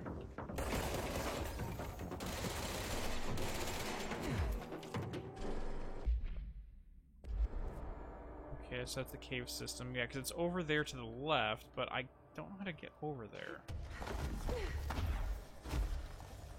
So where does this go? This takes us... No?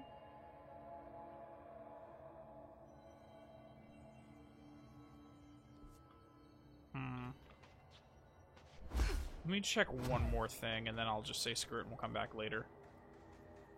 Yeah, this area definitely... The Foundation is the hardest for me to keep track of all the collectibles, because it's just all over the place. Ah, there we go. That's what I needed.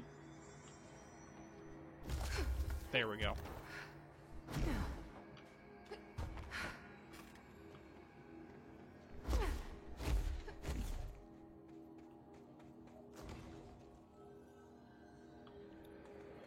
Dude, my PS4 was horrible about trying to play this game, I'll be honest. It could not sustain this. Even the PS4 Pro, it did not work.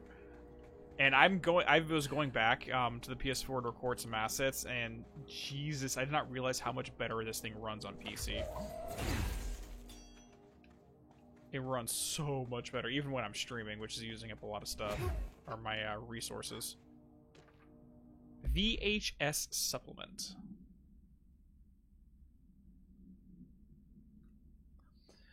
This item's creation is the source of much research and debate.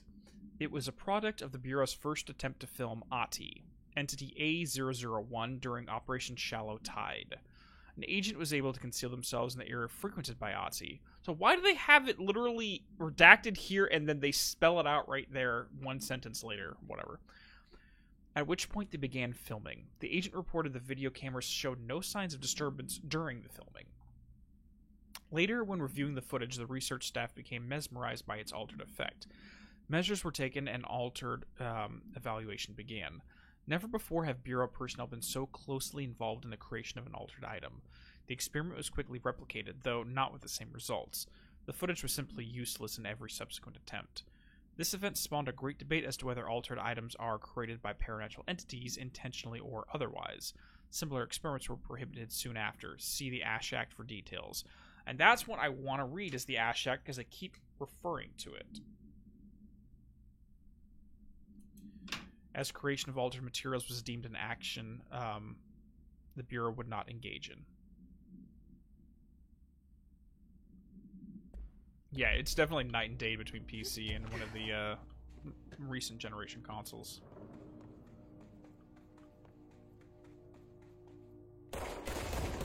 Alright, I guess we're doing this right now. Found footage. Okay, let's see how far we can fall. $5 is Ahti is going to troll everyone and is stronger than the board. He has more influence. It wouldn't surprise me. He did say he was going to take them behind the frickin' sauna and beat them to death with an axe. Maybe I should have thought this through. Now we have id down here. These are officially idded. Another TV.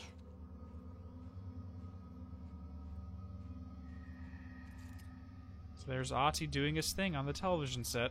The VHS tape stuck inside there is what's playing.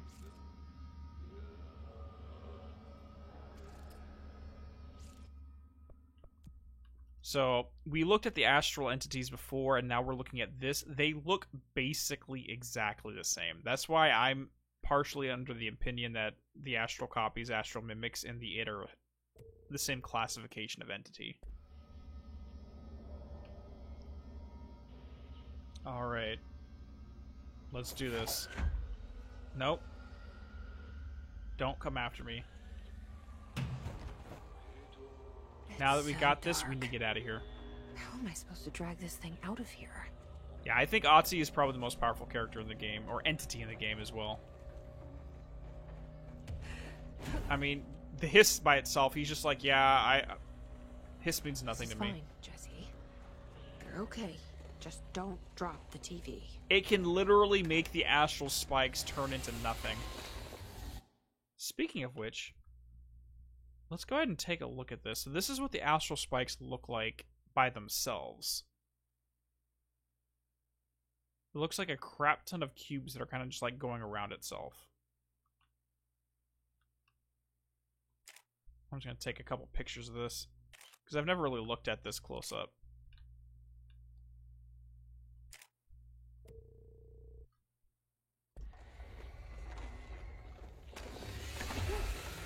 Ah, leave me alone.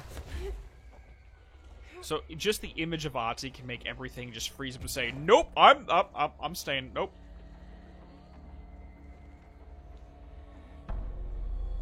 Well, in Freudian psychology, yes, the id is basically the lizard brain. It's the primal instinct of the human species. It's the I want to eat, I want to sleep, I want to kill, and I want to mate. That's basically what the id governs. It's very primal.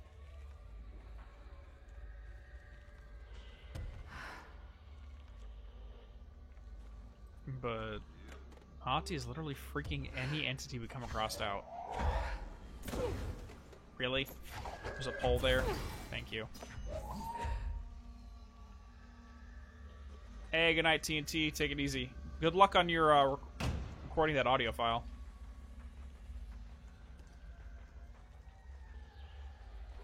Okay. Let's just get away from there. Wait, is this the area? No, that's the wrong area. Okay. There is a secret cave in this place that I want to make sure we hit and we don't miss. Because if you do it, if you have to finish this quest and come back to it, it's a pain in the fucking ass. Because you don't have light. Ah, stay away, stay away, stay away. Without light, trying to navigate this place is a pain. Yeah, I've never even thought about it, but at least gives us an opportunity to look at the astral spike in its native form without all the craziness around it. Like, you still, it sounds like you still get damaged if you get too close to it, but it's not going to come seeking you out. I presume Ati's going to show up in Island Lake 2 because he is in the neighboring town. He's vacationing in Watery, which is literally right across the river from Bright Falls.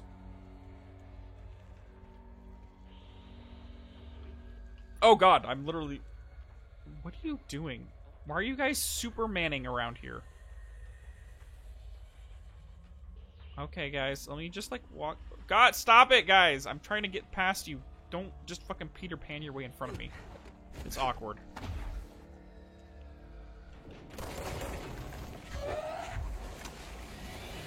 Shit. I might actually die here. Because I am running out of health and I'm not killing anything to get my health back.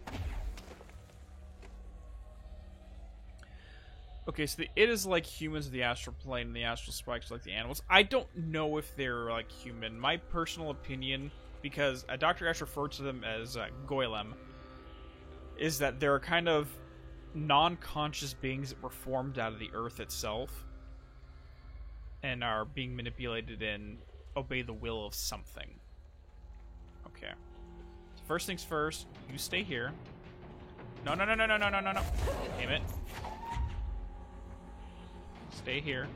Oh my god, crap.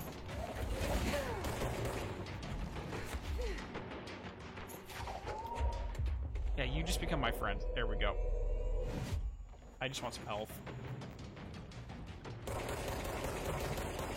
These things are fucking powerful. Where's the TV? How did the TV get up there? Whatever. Okay, guys. Stop. Because I need to start working on the rocks here.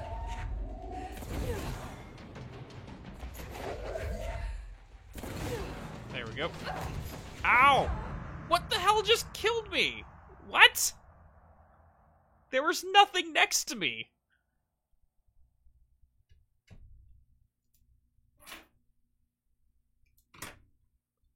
Fucking what? Really? It took me all the way back here?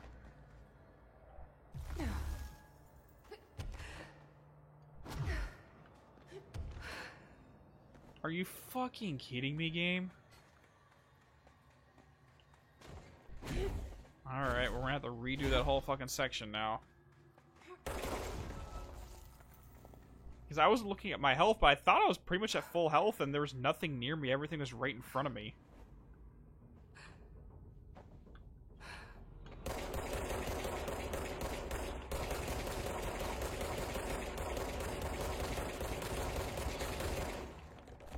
Alright, let's see if we can just speed run through this section. Because I have to drop the TV to do that section that I was just doing. Because that's the hidden location, the hidden cave is basically behind those rocks, and you have to move the rocks before you can get inside of it.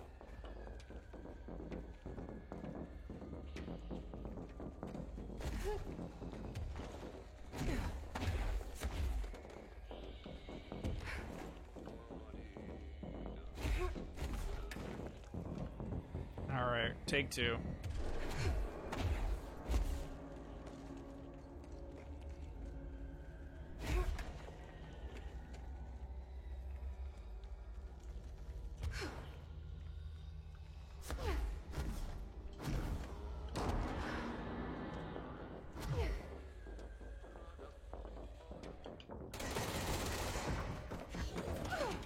Grab that. Grab the TV.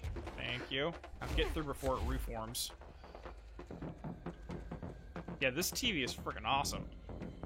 I mean, I wish we could make, like, armor out of this TV set, because nothing can break through it. It's basically an immortal object.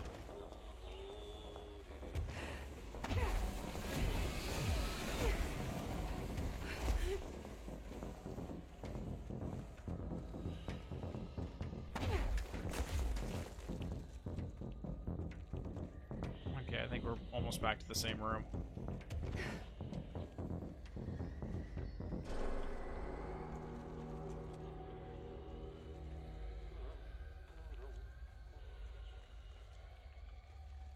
Wait, we have one of you right there. I don't think we need it, though.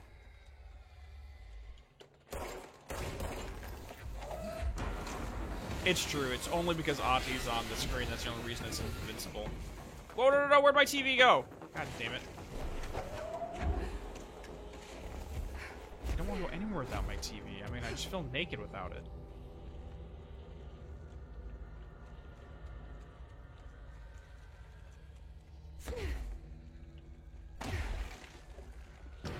Okay, round 2. I'm just gonna kill everything in here.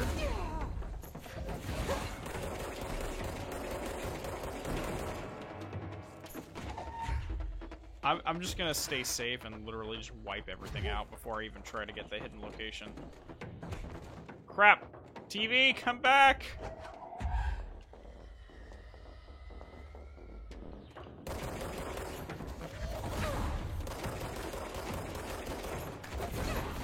Perfect.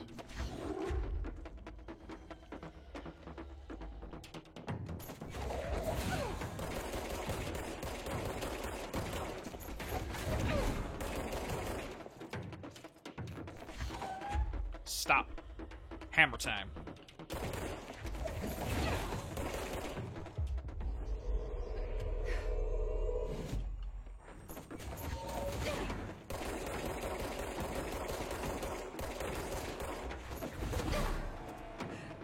Is that it? Perfect. Now let's go ahead and take care of this. Your parents told you TV was bad for your health? Well, this is the only time I guess the TV is very helpful to you. Alright, here we go.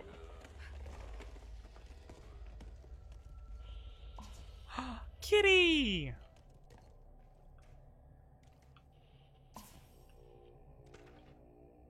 Talented janitor.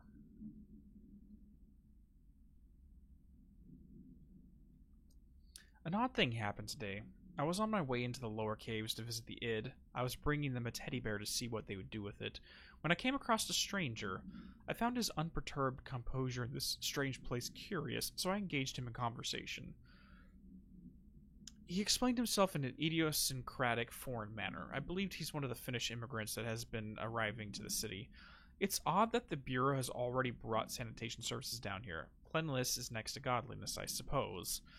His name was difficult to make out, but I found him to be an interesting fellow. He knows a surprising amount about this place and seems to move it in with uncanny ease, which I admit vexes me a bit. I thought I would master the twists and turns of this beast belly before some janitor, and yet he easily slipped away and left me lost in the red caves when I tried to pursue. I hope to run into him again. He seems to feel right at home here, and I'm beginning to. Perhaps next time I'll introduce him to the id. I bet they'd like to hear his singing voice too. Remember, it's like 70 years ago that Ahti was found here, so he doesn't age either, which is another clue to his nature.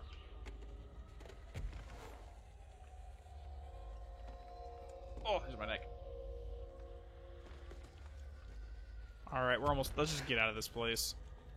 I am done hanging out down here. Stay. Thank you. And do not drop it down the hole, because if it goes into the astral plane, we are screwed.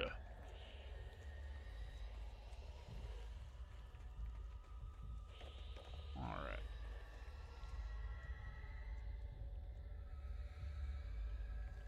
Okay, so you want another reference, Dracofuck? It's not that TV makes people violent. Canceling TV shows makes you violent. And I'm paraphrasing that. I don't remember the exact quote. Back at the cell. Thank God. Alright. Bye-bye. Stay.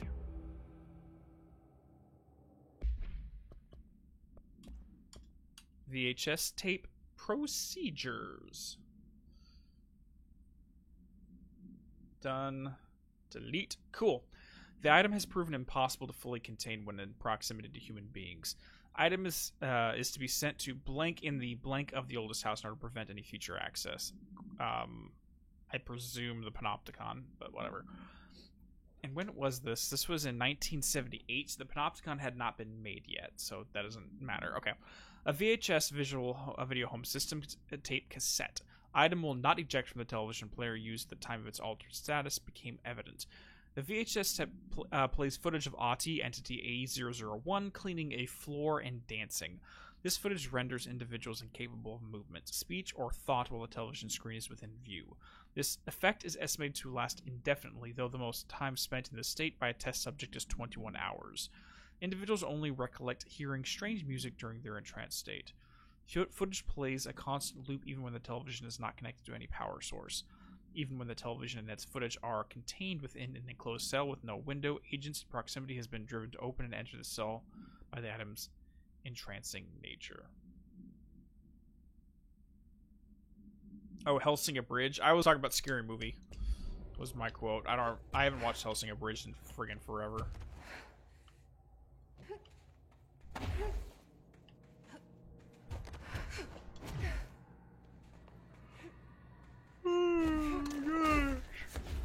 Oh, why am I yawning? We're like only half done with the area. Alright. Let's get some more of you. And head back to the crossroads.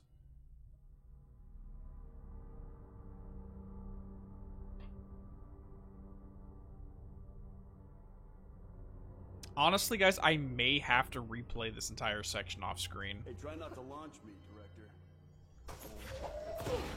Okay, I'll just launch a rock into your face, because if we can't get this last hotline from Marshall to loop, I'm gonna have to like re-click right after the game ends and do all this a second time off screen, just so that we can get the secret scene at the end of the game. But whatever. Okay, so the next section is gonna be over here to the base camp.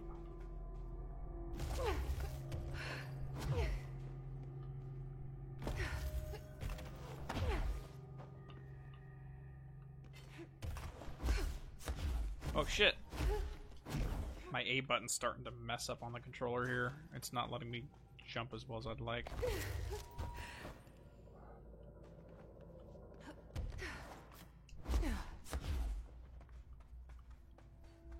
It's not like I hit this button too much, but then again, maybe I messed up this Xbox controller on Hollow Knight and mashing buttons too much. Ugh, alright.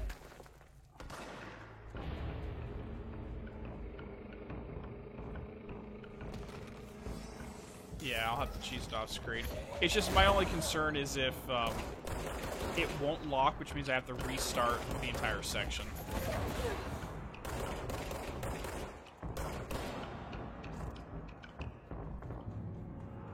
What's down here? I don't even know what's down here.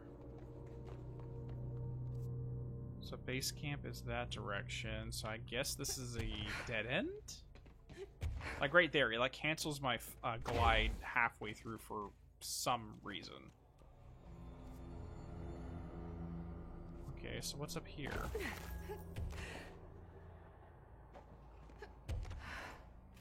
Nothing. It's literally just a treasure chest. Okay, I don't need it. I do not need that whatsoever.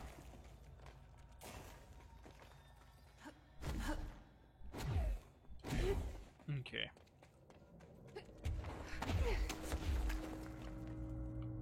Oh, crap. Hi.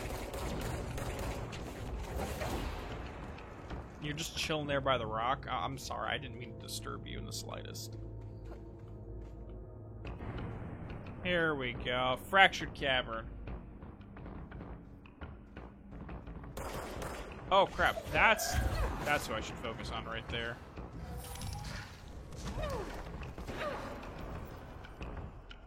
Okay, for this guy, I think I'm gonna need some new weapons. There we go.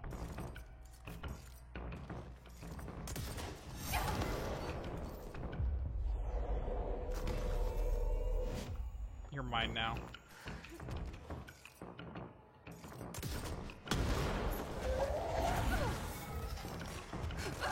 Oh my god, wow. Okay, let's back the fuck up. Let's back the shit up on that one. Ow. Ow. You can just stay over there.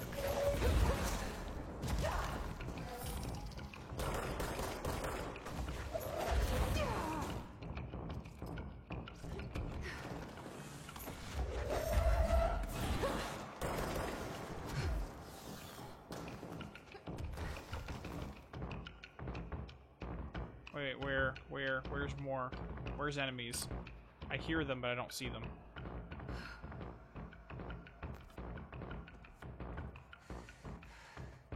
Alright, whatever, let's just leave This mine. area looks newer. Is it from the upper floors? Yep. So they did mention that a portion of the containment sector got locked down here. Or shifted down here during a really high-end building shift. For some reason. And here we go.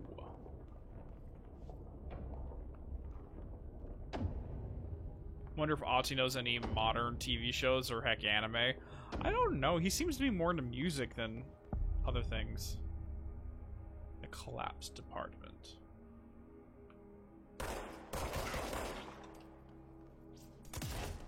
There's something behind that his barrier. What his barrier? I don't see it anymore because of explosions. Alright. So as of right now, we have 4 of these cats here. So these are where all the Neko cats are coming to once we find them. There's 8 in total. Well, 9 if you count this bad boy, but we don't have to collect him. And once we get all 8, we can go through this opening.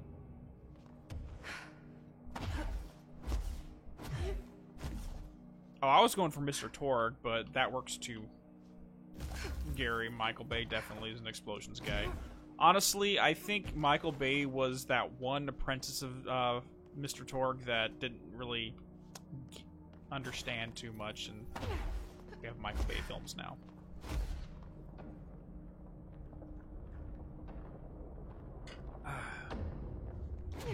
Alright, here we go. Oh, sorry, my throat's starting to get really sore.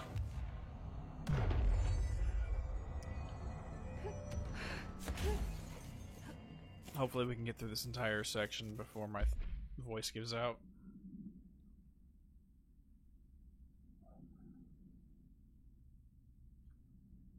Okay, so we got you done.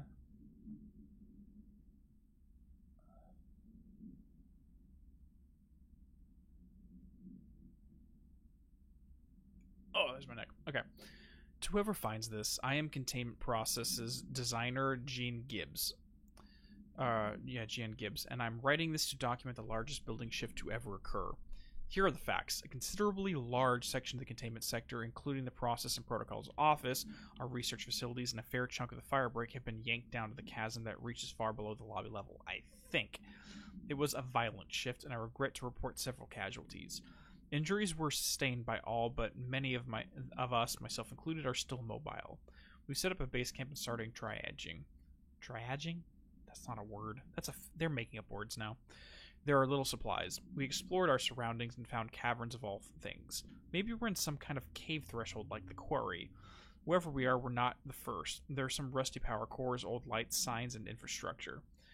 What was this area used for? Why did they seal it off, and why have we never heard of it? More importantly, how are we going to get out of here? Oh yeah, once we get the ultimate prize, we're going to keep it on for the rest of the game. 100% Draco.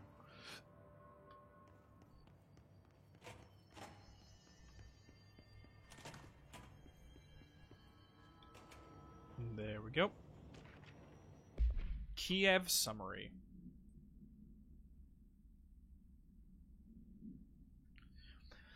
A series of reverberating sounds observed in downtown Kiev was no clear point of origin. The event was witnessed by the city's general public. Mental and physical symptoms were reported, including aphasia, sleep paralysis, and excess something in the reported individuals. So aphasia being like, I think it's like messes, your ability to form words is messed up. I think that's, if I remember correctly.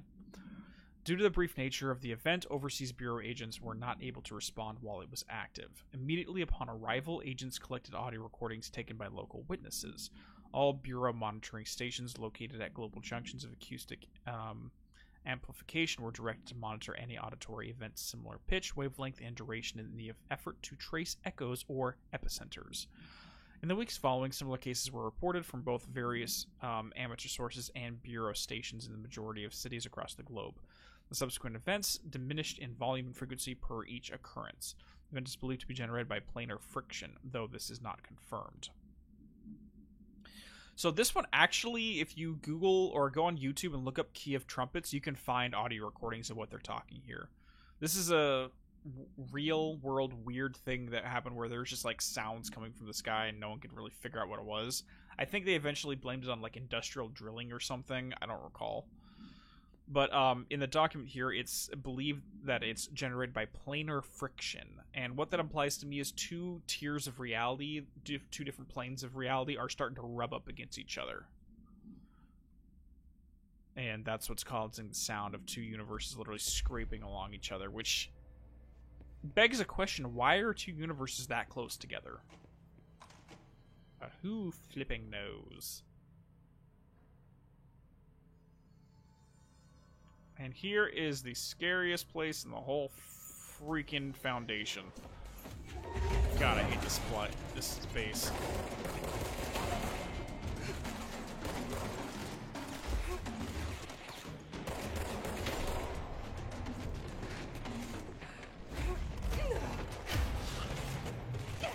Shit. Where? There he is.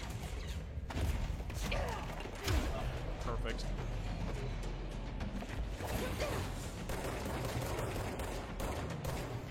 You're gonna be my friend. Shit. Got it.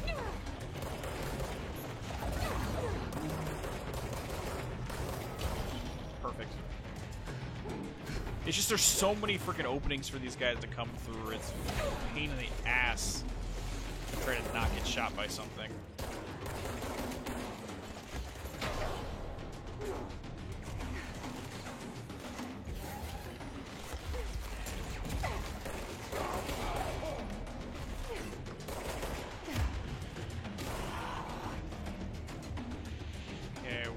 We got shit.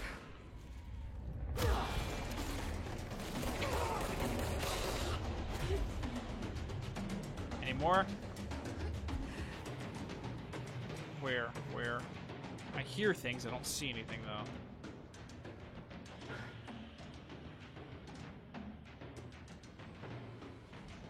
Buddies, where? Oh, there you are.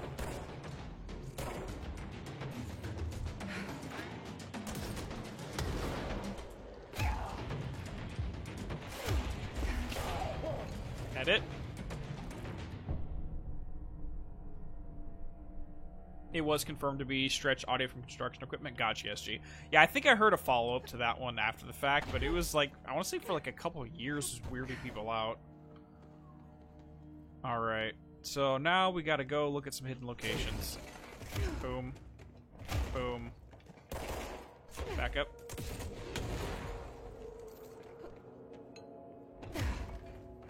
Cubicles. I only had to deal with cubicles for 2 years. I only had 2 years of this. And we officially have a reference to Shawshank Redemption in here. Prison cell with the specific poster on the wall. With a kitty behind it. Hi there, kitty.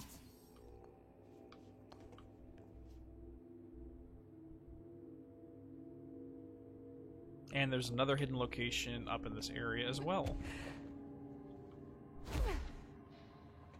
It's one of these other offices has a painting behind it as well. Is it that one?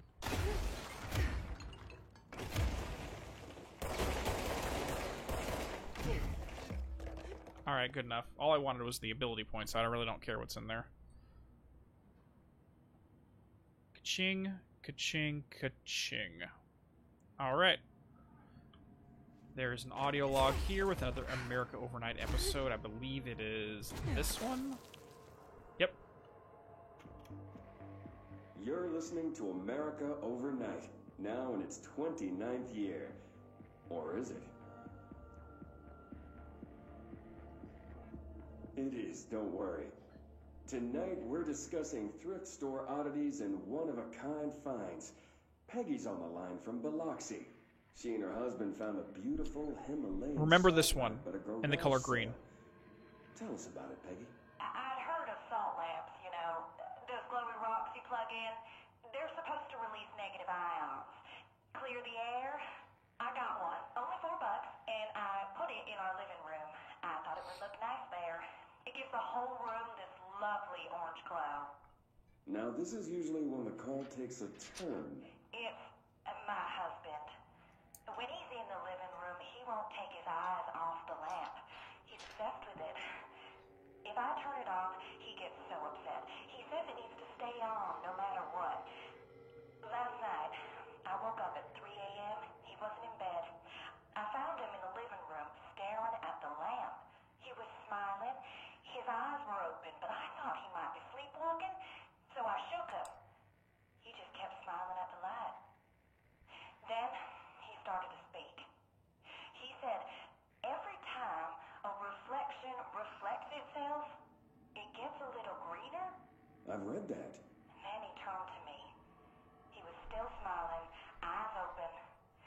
My husband's eyes are brown, almost black. But the eyes of the man in the living room last night, his eyes were green. Sounds just like Decatur. Get everything you can out of Living Call HQ. Peggy, I'm so sorry to cut you off there, but we need to go to commercial. I'd like you to stay on the line, though. My producer, Karen, needs a little more information. Okay? Okay. America Overnight. We'll be right back. So they got a legitimate AWE situation here. He's a little like, oh yeah, it sounds like that one we did out in Decatur. Yeah, too. Okay, let's get some more details off her before we take the salt lamp away from them. So we have an unconfirmed, semi-confirmed, altered item here that is a salt lamp. And we also have another instance of this occurring. Let me see if I can find it. Reports. Where's the dead letters? Research. No, where is it? Is it correspondence? Non-official. It's somewhere in the dead letters. Dead letters. Green. Alright, so right here. This is the dead letters that directly refers to that situation. If you know, I don't know if you can see this because I don't know if I'm really here. I see a pen in my hand. I see myself, but it's all wrong. It's the wrong angle, and it's the wrong me, and it's all green. Look out for the color green. Everything turns green when it's close. Don't let it get too close. Don't let it in. But if you do, no matter what you do, do not speak to it. Please, I need you safe, Peggy. I don't want you to end up here, too. I don't know where I've gone. So that one is definitely going to go on the unanswered questions list because that's some weird-ass shit right there.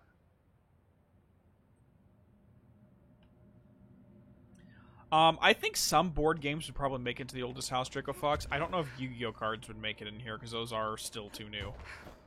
I mean, if we can't have flip cell phones in this place, I doubt Yu-Gi-Oh cards would be as big in the collective consciousness. Alright, we need to go to the bathroom real quick, just saying. Someone call a plumber. Glad no one was around to hear that. Yeah. I love how Plar's responds to her like, yeah, well, I'm still here listening to that insanity, Jesse. Just saying. Okay, we got another dead letter. The computer program. And kaboom and kaboom. Dear House of Representatives, my husband Francis read an article before he died about how the universe is really just a computer program. He believed it. I thought it sounded silly, but I think he was right. Francis was hit by a car a few months ago, a drunk driver. I don't think it was supposed to happen. My neighbor's son, Jeremy, broke one of our windows with a football a week before Francis died, and Francis yelled at Jeremy for it. He was a bit harsh. This is important because I see Jeremy on his computer through their living room window. He's on it all the time. His mother says he's a computer whiz. I think Jeremy is operating the computer program, and he changed the universe so that the driver would hit Francis. He did it to get back at Francis for yelling at him.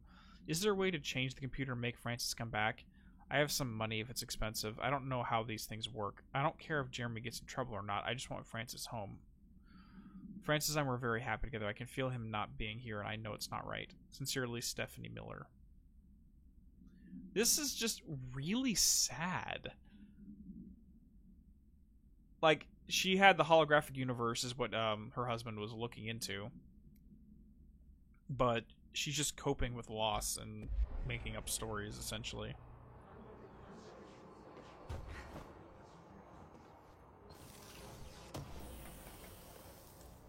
Alright, so if you remember when we were in the Astral Bleed section and we threw this thingy into the toilet, well, the toilet happened to link right here, so we can grab you, drop you into there, and now we have another cat. Hello there, kitty.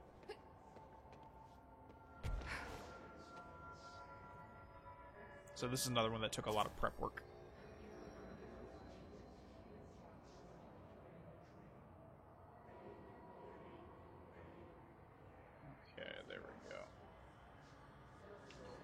Alright, let's get out of this. I just love this type of space. I know Psychonauts is probably the game that did this best, but you have the...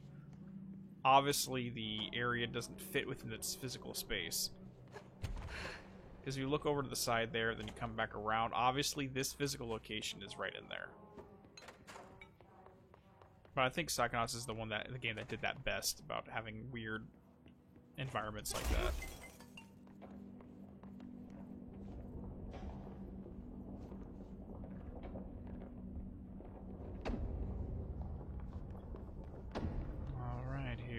Here we go. Let's just keep going.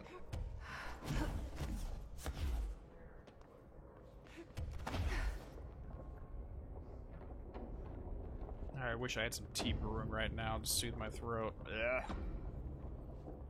I messed it up a little bit last night. I went out to dinner with some friends of mine. Let's just say I was shouting a little too much, so it's a little raw to begin with.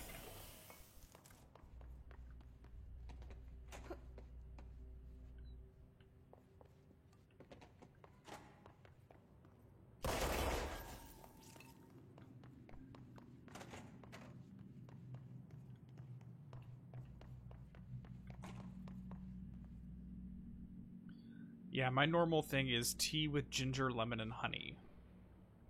Those are the three biggies for me.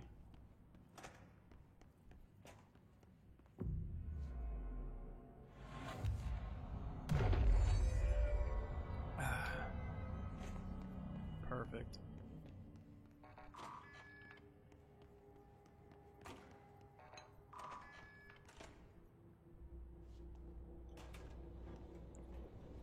And there we go. You're listening to America Overnight, a beacon in the darkest recesses of possibility for more than 29 years. We have another letter from a listener. This one's unsigned but postmarked from Here we go. It says, Dear America Overnight, I have the most wonderful appliance for your listeners. It is a miracle of God. A fondue set. A fountain. A blessed gift. Blessed is spelled with a capital B. Go on, they write. Dive on in. It is molten hot. Perfect for meat. No signature. As far as I know, no fondue set was sent to us here at the studio. Just this letter. Wait. I think there's something else in the envelope. Some kind of black powder. With white shards in it? Bone, maybe? Karen. What is this? Karen? We're on the air, Karen. Where are you? What's this powder in the booth? Is this ash? Oh God. Karen? How do I cut to commercial? And yet another part of the Blessed Organization messing with the FBC. The fondue, they had an alternate item, possibly custom created, possibly incidental. Kicked in. Karen's dead. She dipped something into the fondue set and literally was incinerated from the inside out. Alright, so we're going to have another little plug there for the Blessed. Hold on, I need to write this right before I say anything. Blessed Chester. So if you want to see more about the Blessed Organization, check the top right. We will have that ready to go. Full detailed video just on that topic. No, I think the ash was just ash and bone from another victim in the envelope, but the ash in the recording booth was from Karen.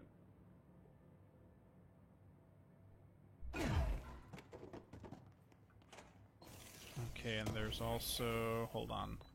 Where's the checkpoint? Because I think there's a document here somewhere.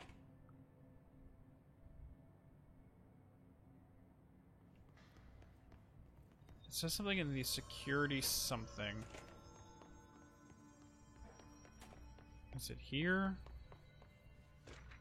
Shift account part 2. Ka-ching, ka-ching. Alright. Gibbs reporting in. It has been 8 days since the collapse and still no sign of any rescue efforts. The Bureau is either completely unaware of our situation or incapable of helping us. Or maybe it's intentional. How many times have we seen the Bureau not give two shits about its own hardworking staff when they go missing in this place?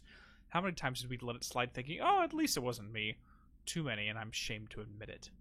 Anyway, there have been some developments. Strange crystals have begun growing through the walls. They seem to block some corridors, but not others. The path to the caves is always left open, but we're not sure why. Luckily, the crystals keep out of the astral spike. One's been hounding us for days. John, Nicolay, and Sarah went to try and find a radio, but never came back. We think the spikes got them. I think it's hunting us. Doug says spikes only exist in the astral plane, so what the fuck is it doing here? If we get out of here, I'm hiring a lawyer. These are unsuitable working conditions. Yep, the movie camera is in this section, and we're going to be getting to that rather shortly. As soon as I find that frickin' document. Because I show that it's in the security checkpoint. The evaluation hall checkpoint is what I have this labeled on it as. Hold on, let's see if I can find this. Case files, Kiev. Yeah. There, it's literally right fucking next to me. Wow, I'm smart. Save and save. Recordings of the audio phenomenon were uploaded onto the internet shortly after the event. These records circulated rapidly on popular message boards. The communications department utilized this exposure by creating the Sky Trumpet hoax. Again, you can look up Kiev Sky Trumpets and you'll find it. Videos and posting related theories to spread confusion and draw attention away from the event's paranatural origin. Industrial noise, particularly the sound of metal drilling, was found to be widely accepted explanation. Because that actually is our legitimate explanation, it was industrial drilling. Theories about the sound emanating from the Earth itself, known as seismic hum, emerged from the public itself and were encouraged by the Bureau to generate further misdirection and eventual public disinterest. Witnesses of the event were monitored discreetly afterwards. Observed symptoms were consistent with so-and-so deprivation. observed symptoms were consistent with sleep deprivation, but subsided after 12 to 15 days. The length of the symptoms directly correlated to the individual's proximity to unsheltered to the supposed epicenter. One linked, although accidental, causality can be listed. See reports the effects of planar friction on hearing aids and file blankety blank blank blank. 2 seconds. I'm gonna go let the animals out. I'll be right back. I'm also gonna throw on a pot of tea. 2 seconds.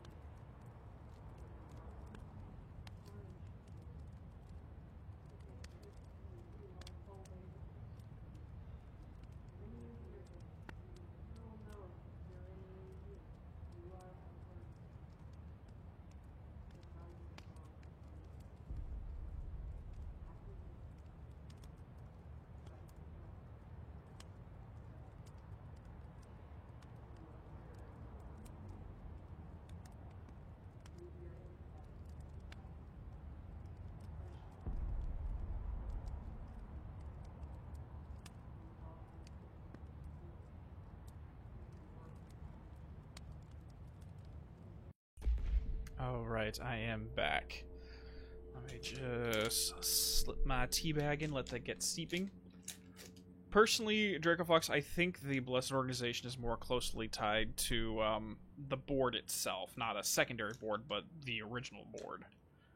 And there's quite a bit of evidence to support it. Again, that video that I linked about 5-10 minutes back, we'll have all the details on that. And there's also another one called dealing with the quote-unquote other that directly links the board as well.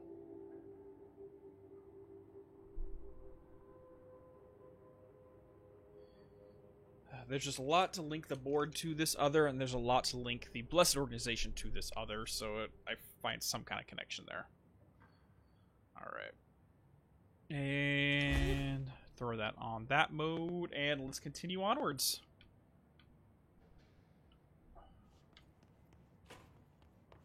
Alright, where are we at?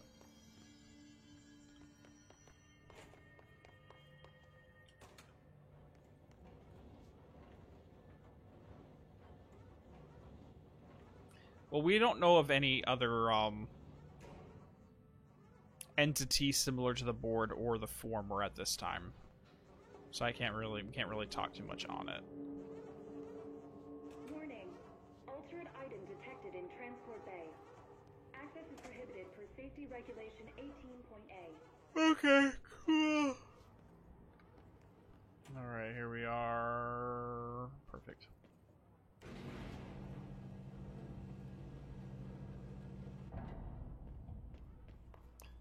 And you were just mentioning So that's the altered item. the camera. Looks pretty secure. The Action Max freaking camera. We're gonna have some fun in a second, everyone. I should hire someone who builds smaller machines. Like, seriously, why would you design this like that? There is no way anyone other than Jesse would be able to actually do maintenance on this damn thing.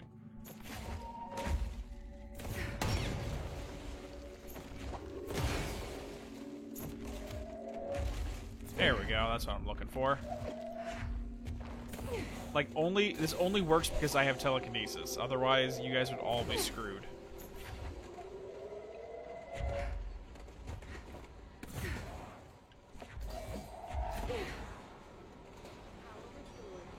Perfect. I can't hear you, lady. You're literally on another room entirely. All right. Altered item transport in progress. Please stand back from the moving platform. Second best song of the game. Agreed. I'm so looking forward to this. I just wish you were able to replay this like you do the other one once we get to Shum.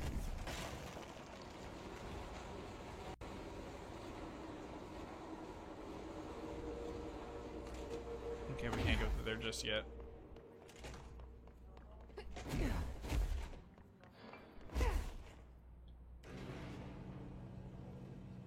Oh my god, cat, you're scratching now too? What? What is it, Zoe? Okay, you don't want to come in for a second?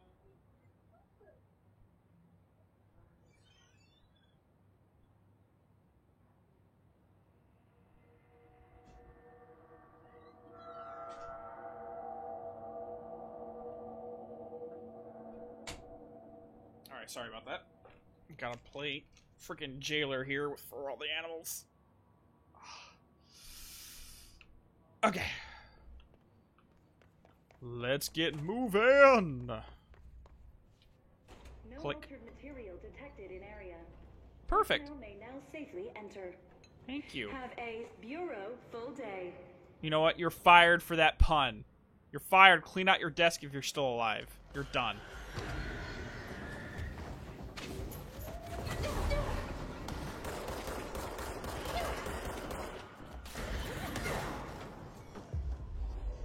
I need to get some health real quick.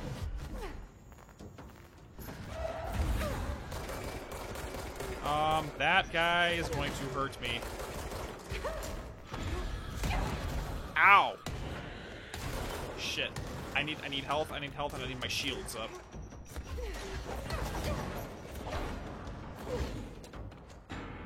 Done, we good. That coming from the... Hey, I don't make bad puns for a living. I don't get paid for my bad puns, so it's not for a living. I just make bad puns.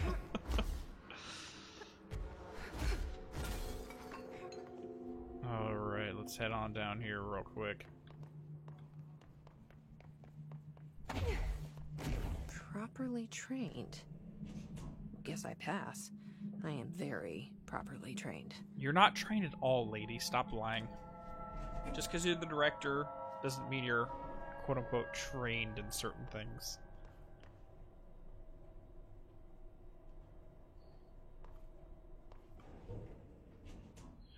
Alright. So, let me see what we got here. I want the grip, and yeah, I think the charge is going to work fine for this one.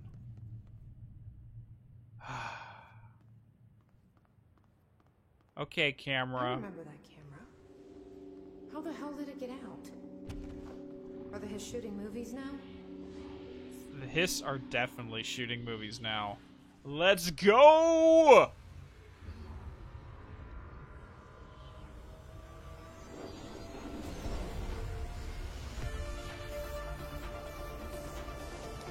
Everyone start to jam. Get your lighters out.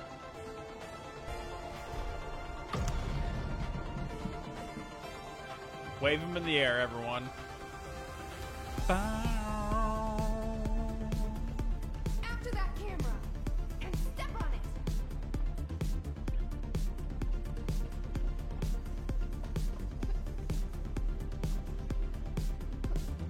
Here we go.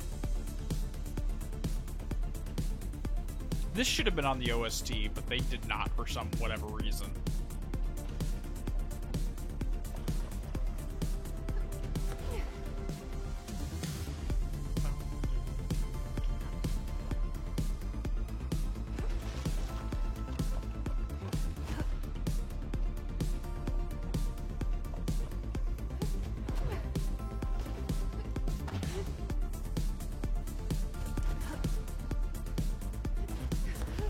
Alright. First part of this done. Who is she talking to? Nothing. She's talking to herself because she's like too cool. She needs to make the scene that much badass. No way am I sharing the spotlight with Hiss.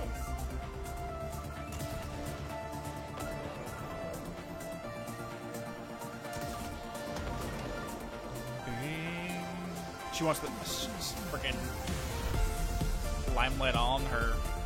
Beyond bound. Beyond bound.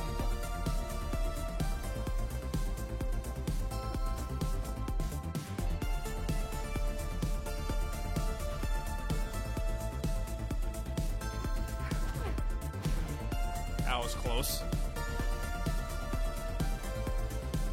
Oh, really? Wow, I completely missed all of that.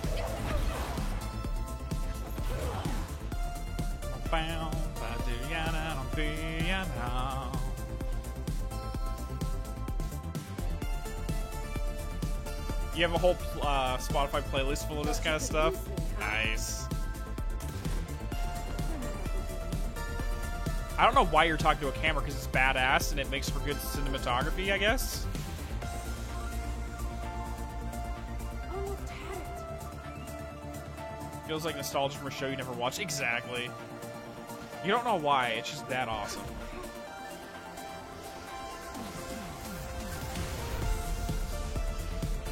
I completely missed every shot there. That completely missed as well. Wow, ow, ow, ow. Shit. You're too tall for this ride. Oh, I almost just killed myself right there.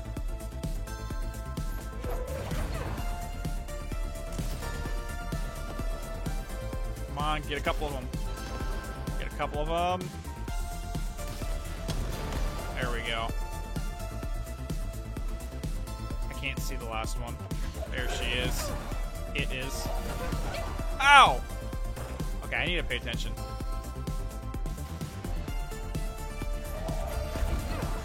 God, hit the guy! There we go. I can't really pay attention. Oh yeah, Tron Legacy? 100%. I haven't seen that movie in forever, dude. Oh, there's the saxophone right there. Mm-mm. Third act villain.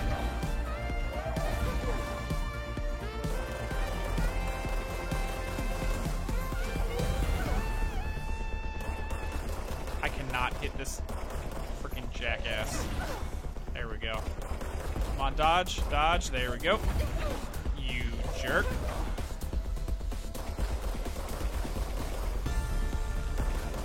There we go. Go. Nice. Third act villain down. Give me that saxophone back. Easy listening.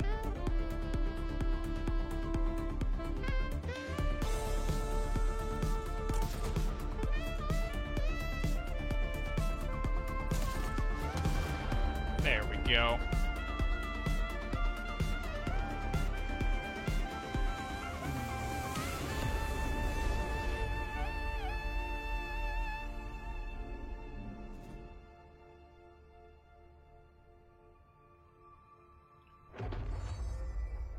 Wait, what? We're back? Did that really just happen? Felt like a dream.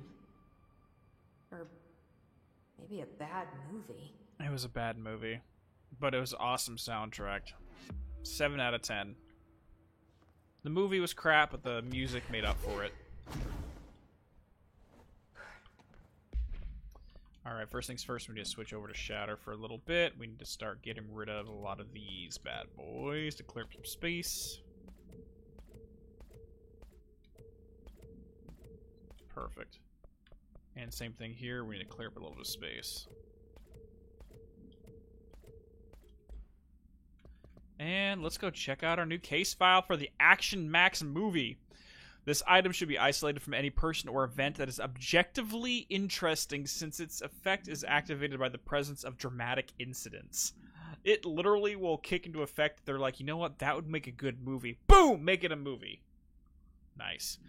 Alright, a movie camera used to make commercial feature films. Internal mechanisms are unremarkable. Subjects near the item will often experience a torqued version of reality resembling the heightened drama of an action film. Whether these events are localized alternate realities or products of the hallucination is currently unknown. Additionally, the item seems to record footage from these incidents and creates VHS copies edited in the style of short films. During their investigation, agents learned of a podcast titled Brian's Movie Den and reviewed the item-generated movie delivery disaster. The podcast creator, Brian Hennerman, was taken in for questioning. The staff of Moving Night, the store Mr. Hennerman rented the film from, was also questioned to no effect.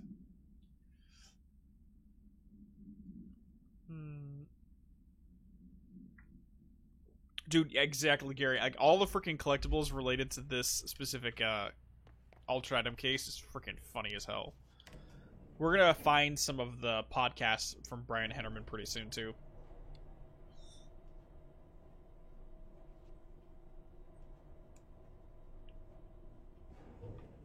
There we go. The thing would so belong to me. Like, as long as you don't freaking get killed during the event, this would be so much fun, because then you can show these VHS tapes off to all your friends and be like, yeah, look, I did that. I'm that freaking awesome, right?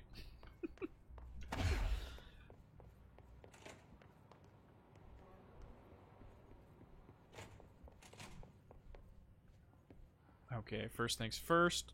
We need to go here, because it's hidden location and a jump scare. Ah, crap! Yeah. Ability point and a jump scare from a fucking mold person. I have, in my guide right here, I have hidden location, mold elevator jump scare. Is how I labeled it. Under elevator near camera. Oh, that's right. There's also another hidden location right over here. Let me go grab that. I forgot to get it.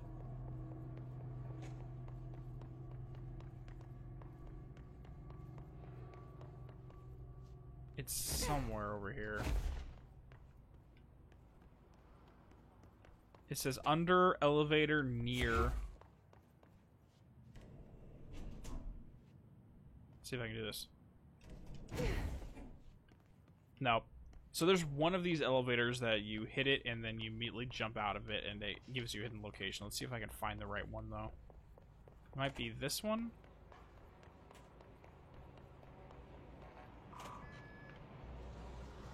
Okay, so this brings us back here.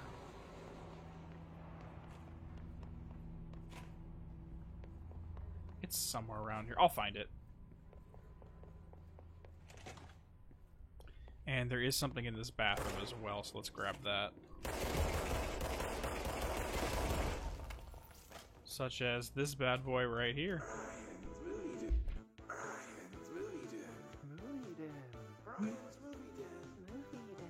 Movie Den! Brian! Welcome to another episode of Brian's Movie Den with me, the ever-lovable Brian Hinnerman. Today I want to talk about a new film I found at Movie Night. That's night with a K, the mecca for VHS aficionados in the greater Dallas area. Yeehaw! The movie is called Delivery Disaster. We open in media res. A mailman drives a truck full of packages down in an endless American neighborhood as a pack of rabid dogs chase behind. Now, these dogs are nothing like my stepmom's corgi Chuck. These were some real nightmare hellhounds. The dogs keep pace with the mail truck, tearing chunks out of the driver's legs and arms. Each package he throws out the door is marked by his bloody handprint. He screams in pain and confusion, and this goes on until the movie just abruptly ends. There aren't even any credits, which is a pretty bold choice. Is this film a commentary on how our 9-to-5 jobs are killing us, or how hostile the modern world is to outdated concepts like mailmen? Perhaps it's merely a statement about the futility of purpose and how no task can ever be really done. There are lots of ways to interpret it, but for now, let's get to the part you're all waiting for. It's score time! Score! I give this film a 4 out of 5, only because the actor frequently broke the fourth wall by looking into the camera and shouting at it, like he was shouting at the audience. A little too on the nose for me, but I did enjoy it, and I recommend you check out other films produced by Blessed Pictures. Blessed Pictures? White Card and Coffee Bullet are the only others I found, but this little art house studio certainly knows how to push the boundaries of Western cinema.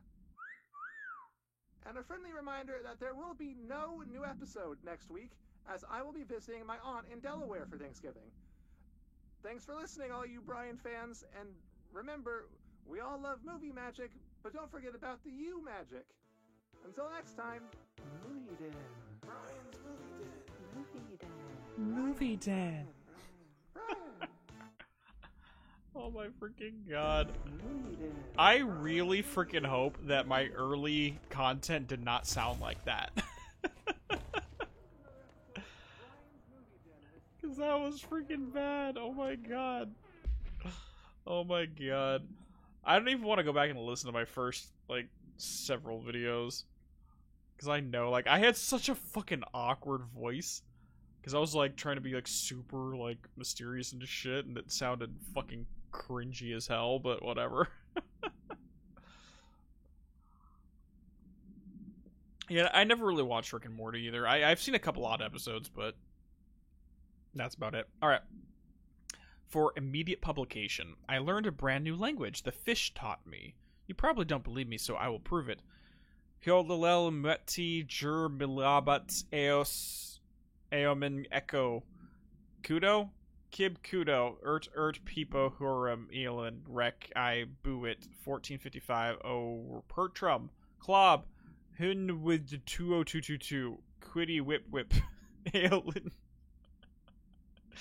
In Yum Ret Bozum Quim Xual Ten Jabini Rog. See? Please publish this letter, and maybe other fish speakers will get in touch. You'll be able to read my address even if you can't. Jabini Rogue. Larry Humbert. So Jabini Rog at least means like from or sincerely or something along those lines. What? Oh, watch Rick and Morty? Oh boy. Like, not even joking, like, it may sound weird considering I try to do, like, every 2 weeks release something, but that first video I did took me 6 months. I literally worked on that for 6 months straight because I did not know what the hell I was doing. I didn't know how a video editor worked. And I was just kind of, like, doing my best. Movie camera supplement. Alright.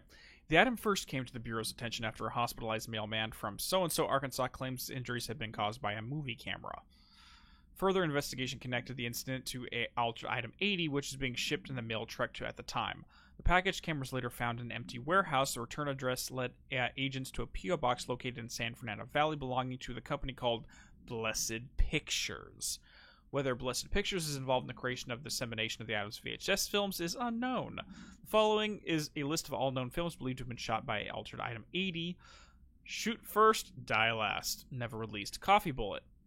Billy's First Car. By Card. Delivery Disaster. Item was used in the filming of an unreleased western in 1968 on the Italian island of Sardinia. A cast member was killed during the onset accident, stopping production. It is believed that Blessed Pictures bought the camera when equipment from the shoot was sold off at auction. Nah, oh, rewatch the old videos? Oh my gosh. It's so freaking cringy. I think the Nightmare one was pretty good. Or at least, the thesis of it. The first one was just, like, out there and weird. And then I did a music video, and then the Ahti video, which I'm pretty sure is how most people found the channel, was through that Ahti video. It's still going crazy. And literally got me memed. The Ahti video got me freaking memed, and I never thought that was possible, but it happened. Whatever. Alright, it's clear no one is coming. We're running out of ideas and supplies. We've tried to go into the caves to find anything edible, but all we found were noxious gases and endless pits.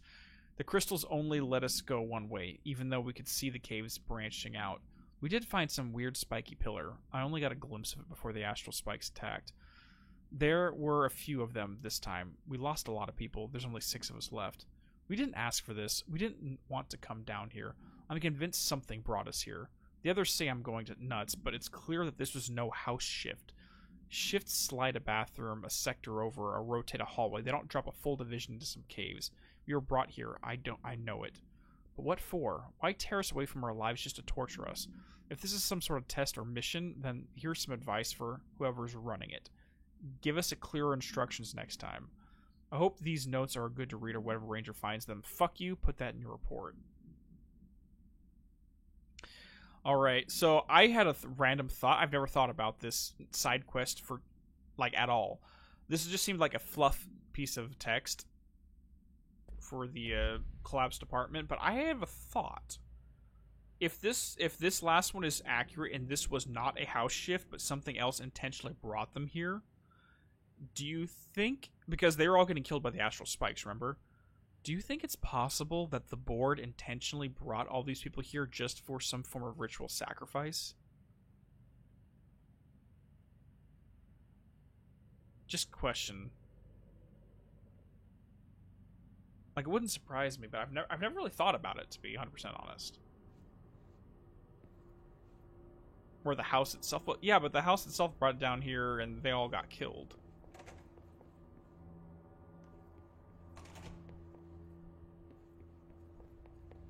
Okay, I'm still missing the hidden location. Let me see if I can find it.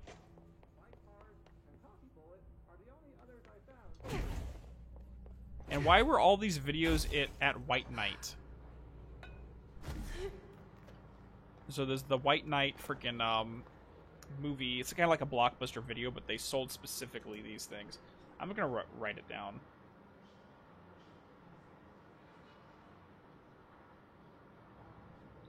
As an unanswered question, because it just seems odd that all of the Action Max videos will show up there. There we go. Perfect.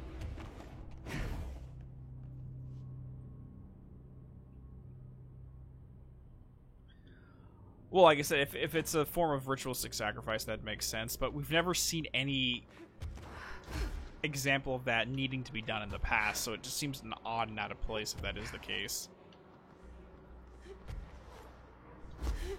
I don't know, I'm just throwing random thoughts out there that just occurred to me.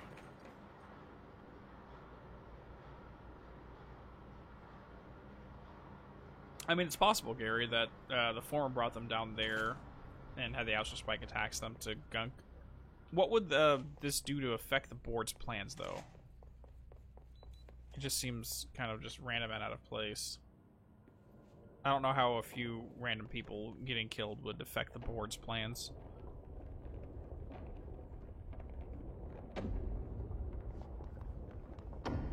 Hiss got in. Boom.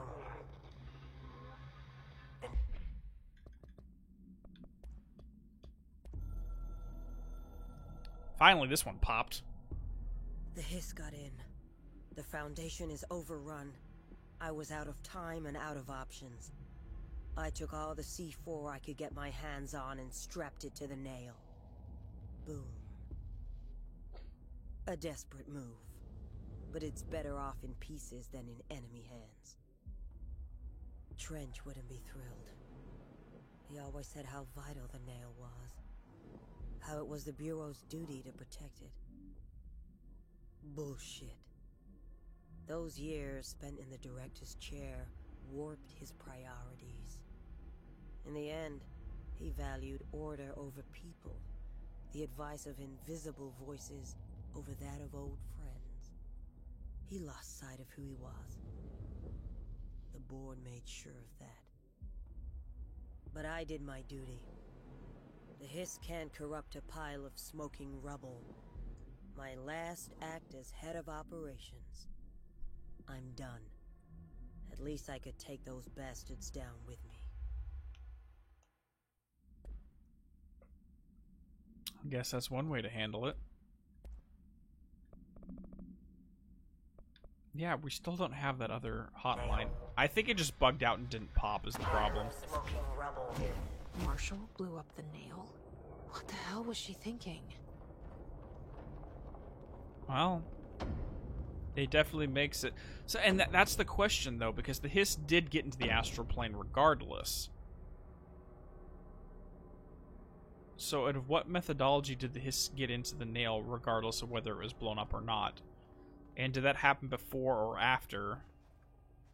Did the explosion with the nail happen before or after the Hiss got in and corrupted it by the end of the main campaign? The timeline here is what I really want to focus on. This is the last one.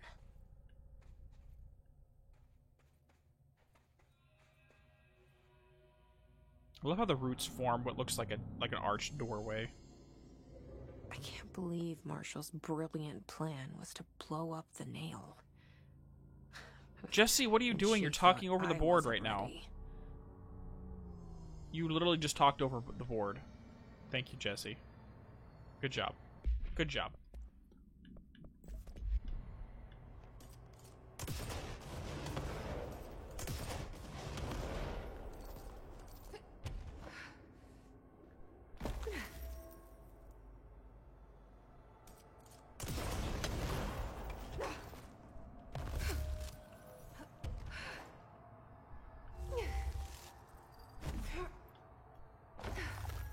Pop.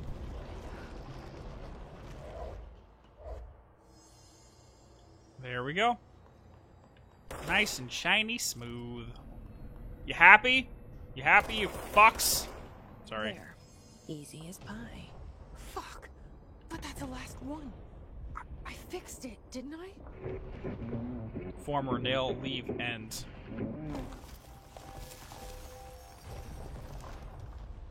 Okay, former, what are you trying to say, and why is this place starting to collapse? Yeah. And why is this helping us? Holy shit. I've never figured this section out. Like, what is going on here? Like, why is this doing this? Because literally all these platforms are starting to collapse on itself. Like, this has to be relevant with why this entire situation happened. But I do not know what that would be. Like, why is this... Thank God.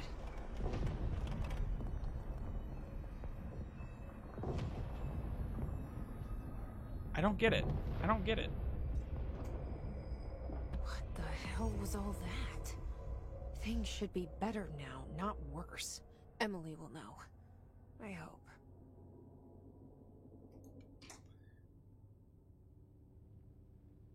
Well, the thing is, Gary, like, that, all those platforms were there before the nail was even a thing in the story, so I don't know why they'd start collapsing upon itself.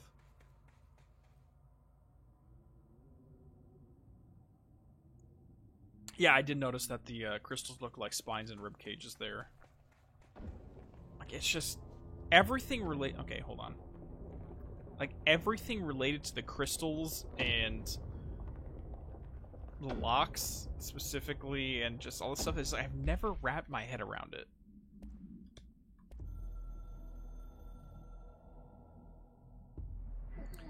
Apologies, how embarrassing.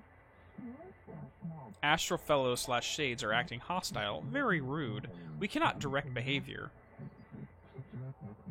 in external, not astral regions. Promise, fingers crossed. Oh, so what you're saying is you can direct the behavior of astral entities outside of the astral plane. You said promise, fingers crossed. You're lying to us. And you're not doing a very good job of pretending you're not lying to us, because you flat out just told us that you're lying to us.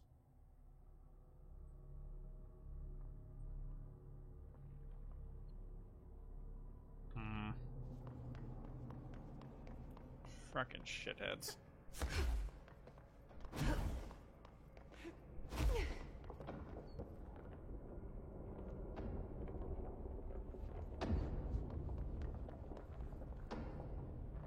And here we are, back in our place. Evaluation hall. Wait, how do we get to their location? Actually, we do want to continue on this. We want to go back through here, Allied. There was another location we wanted to get to. Yeah, they suck at lying because they'll literally tell you when they're lying. And they get aggressive, and it's just... They're not very good at being sneaky, is all I'll say. It's like they fully rely on, like, Northmore being a frickin' board stand or some shit. Oh crap, I need to go break the healer.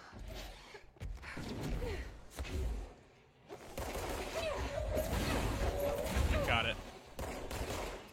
Come on, I need to get my, good enough. Okay, I need to move. Oh crap. Hey, all you guys down there, guess what? Boom! You're gonna throw an axe at me while I'm flying around like a friggin' superhero? You suck on a dick.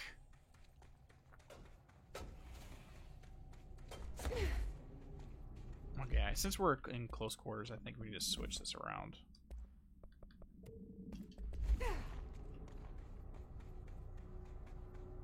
I don't trust myself not to blow myself up here. Okay. So yeah, this is the only one that I managed to find on my own in terms of the cats. First things first, we do have the nail ready to go. But this is the, like, just going from platform to platform is the only one that I found naturally. And that got me curious on what the hell these cats were supposed to be.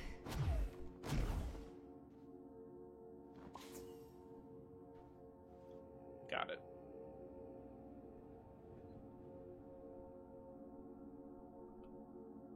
Okay.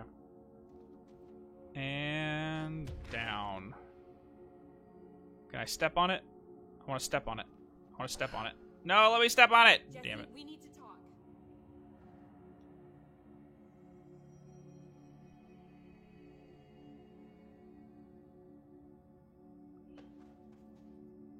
Yeah, it definitely looks like a wedge. And I've seen a lot of people making the comparison that it looks like the pyramid fits perfectly inside of it.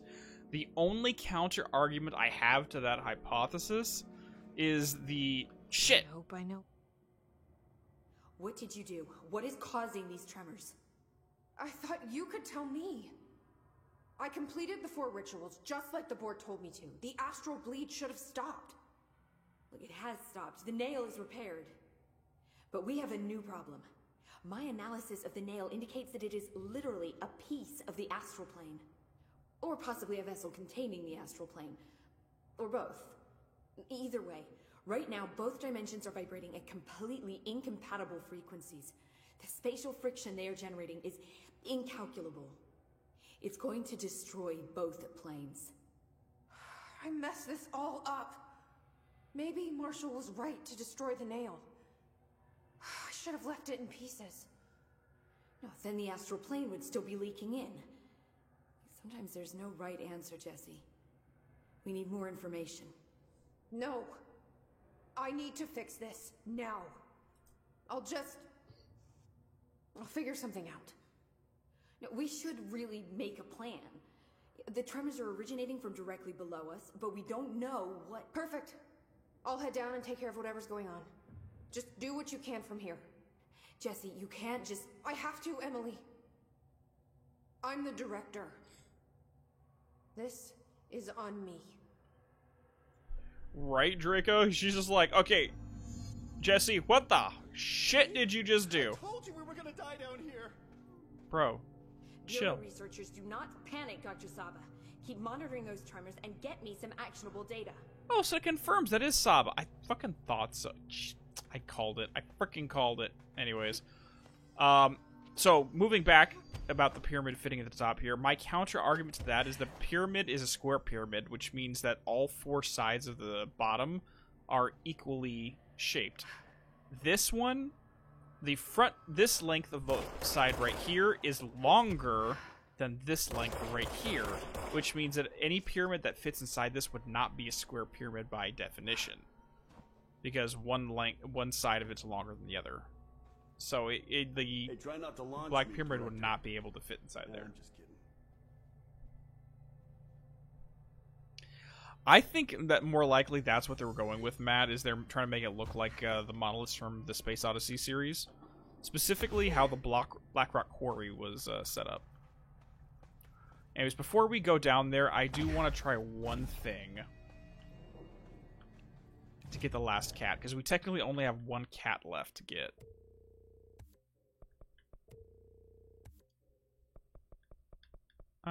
Let's go ahead and get this. We're almost done. We're almost maxed out. We need 1, 2, 3. So we need 5, and then 7 more skill or ability points, and we are done.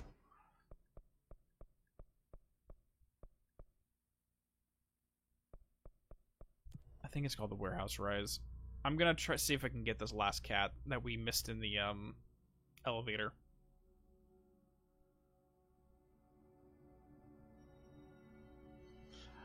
Like, I don't know, Gary. I'll just be honest. There's a lot about what just happened. Like, why is everything shaking? Why... Like, this entire ending still has me confused on what's the reason behind it.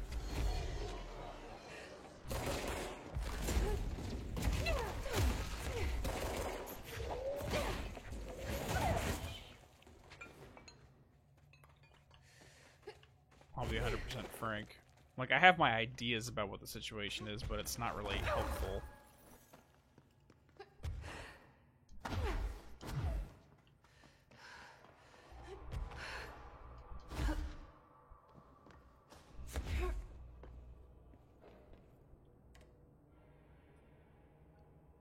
I just wish you had different save files on this SG, to be honest. Like, New Game Plus is great and all, but give me a freaking second save file, because I want to be able to do stuff and not be locked out of it.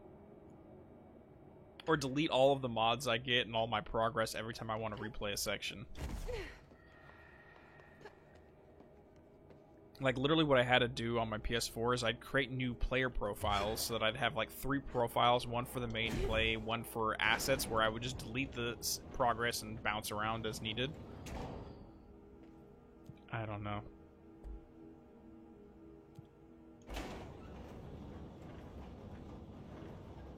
Okay, let's try this again.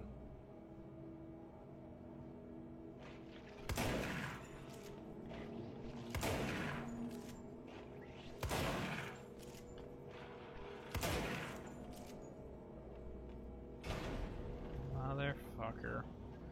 Alright, let's try one other thing. Let me see if this works. I am going to turn the assist mode back on. Options. Enable. And then give myself 1-hit KOs. Maybe it's just that I'm not dealing enough damage to destroy it, so if I do 1-hit KOs, maybe that'll work. No, once you beat it the first time, you can literally just skip to post-game and the DLCs will be ready to go. It's just... I don't like the idea. Like, there's no chapter select. Like, it'd be great if you can keep all of your same gear. Okay, let's see if the one-hit KO will help with this.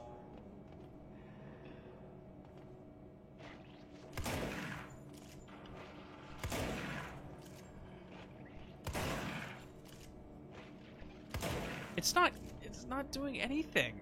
Why is this not working?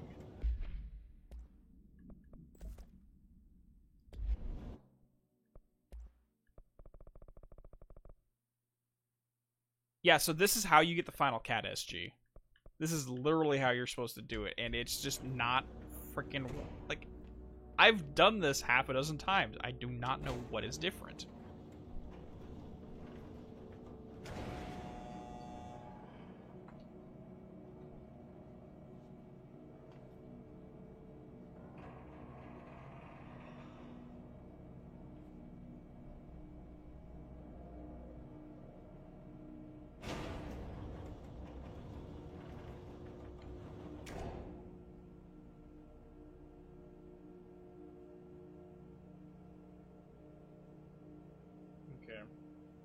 Let's try something else. Let's try one other thing. I'm going to see if melee works.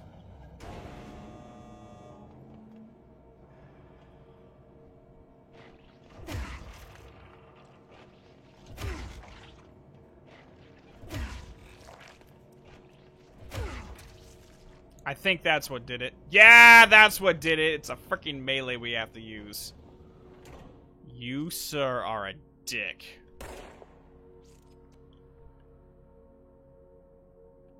Alright. Alright. Thank you, Agree. Yeah, I just saw your comment afterwards, but ugh. Before we do anything else, let me go ahead and turn off the assist mode.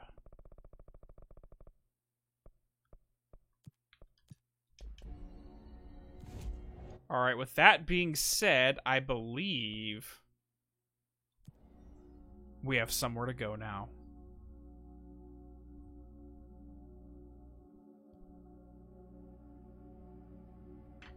With all of our cats, we are ready to go.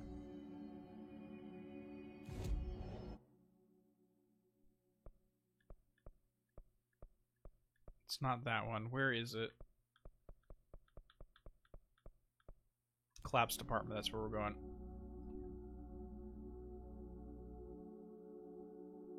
Do you know what the prize is, Tao? Because now that we have all of these, we do have a place to go. Is it this way? No, it's not that way. It's this way. Like, we weren't just collecting cats for the fun of it. We actually get something for doing so.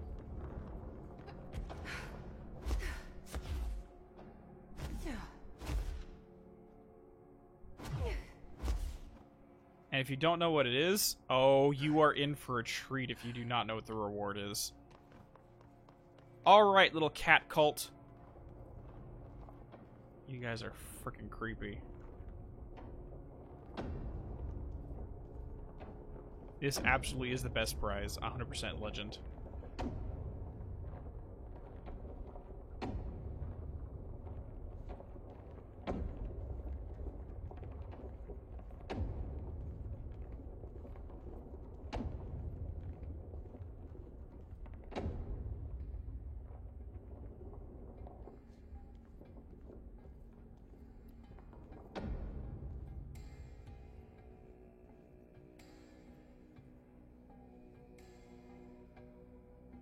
It's Kitty Director.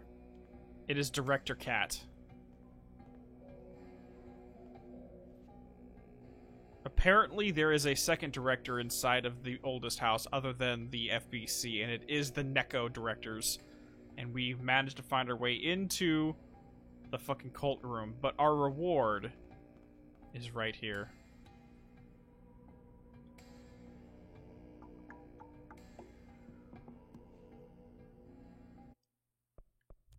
We officially have cat ears for the rest of the game.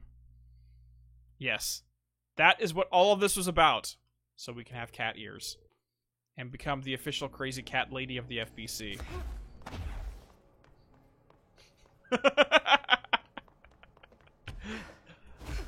Meow.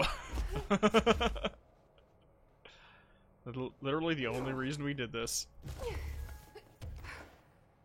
And we are never taking it off. I don't care what anyone says. Alright, guys. You ready to take on a freaking chthonic entity at the bottom of the nail now that we have cat ears? Let's go. Imagine if we have to go fight Dylan while wearing this. He'd be so flippin' confused. Oh, we gotta get her a fake tail too. I forgot about that. 100%.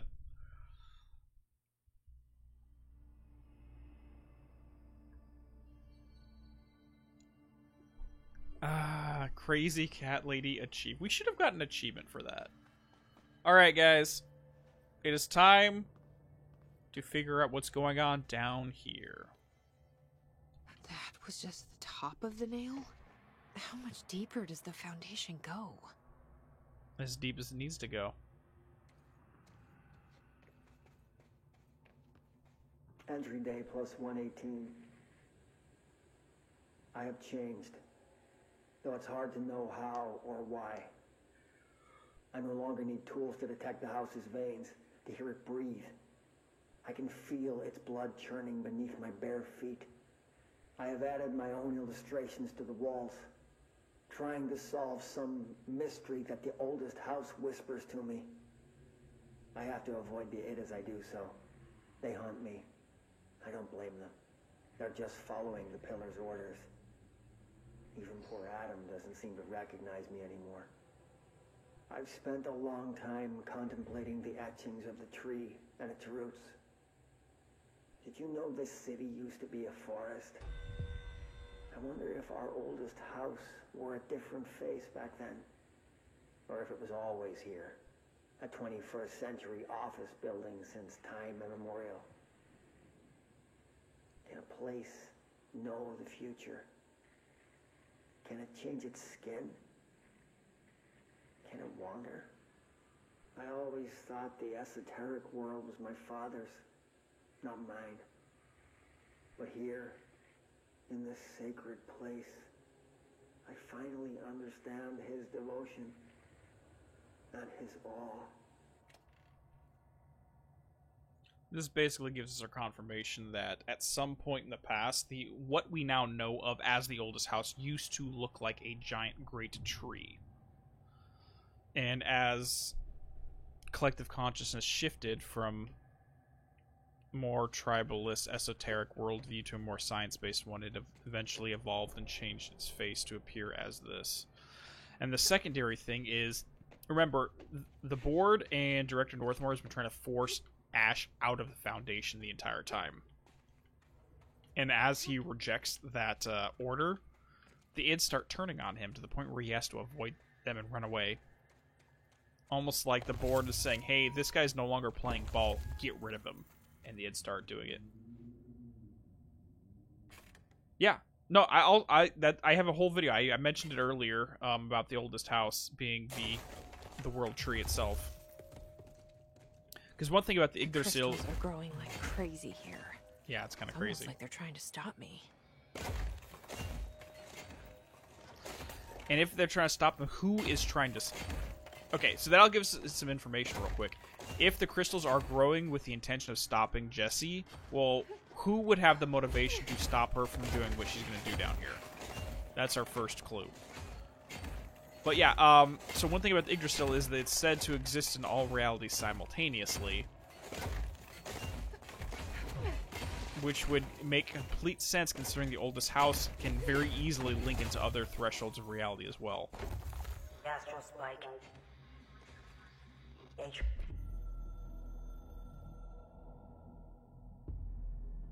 I tried to get out after the detonation, but the Astral Spike came out of nowhere. I escaped, but my HRA was damaged. I'd bet a year's salary the board sent it. We never did see eye to eye. They have too much control. over Trench, the Bureau, the House. They make themselves part of every important process. Nothing a little C4 can't fix. 2 birds, 1 bomb. Christ, what a mess. But I stopped the hiss. I did it. If Faden did her part, then the Bureau is safe. Until the next thing. Jessie has good reason to hate the Bureau. But that could be what we need right now. She won't follow the same path. Won't fall into the same traps. She'll lead her way. So, Director Faden, here's my last lesson. You can't save everybody. That's one way to put it right there. Ray was damaged. So to answer your question, Tal, that little section about him saying 21st century When Marshall office blew up building. the nail, the board attacked her. I don't fucking like it. I think that was just a misspoke in the script, personally. I don't think there's anything lore relevant. It was just the writers and the VA messed up on that, personally. Because again, this is all recorded back in the 1960s. There's no reason for them to say 21st century.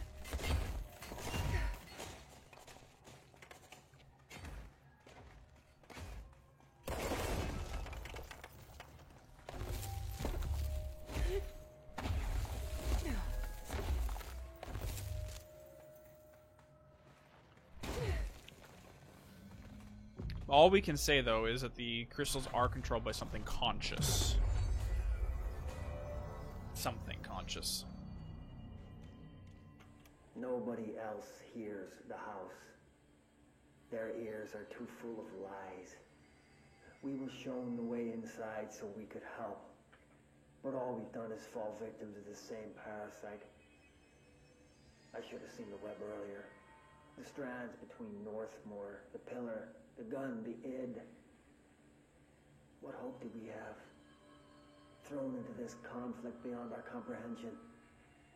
I've decided to rejoin the Bureau in the upper levels, to end my long absence spent in the Foundation. Northmore will be angry at me for disobeying him. That's Jess's way. But I don't care. I need to remain in the oldest house to help however I can. I doubt I can steer the Bureau back on the right course, but I have to try. How did I go so long without a purpose? Without devotion? I can hardly remember how it felt. I realize how grateful I am to Father for setting me on this path. I wish I could tell him that. And I find that respectable. He goes back up to the Bureau, up to the main part of the oldest houses, just to try to mitigate any damage that Northmore does. His entire career, his entire life, devoted to mitigating the damage that an agent of the board is inflicting upon the world. That's all he did with the rest of his life. Okay, Sam, you can go outside. Let me get the door for you. Get on,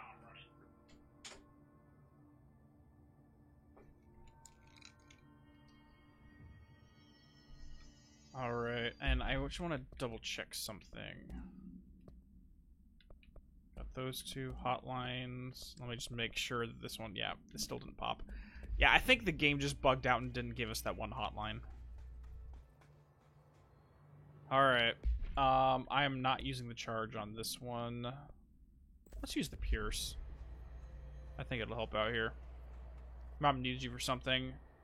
Hey, no worries. Yeah, we're just getting going on here.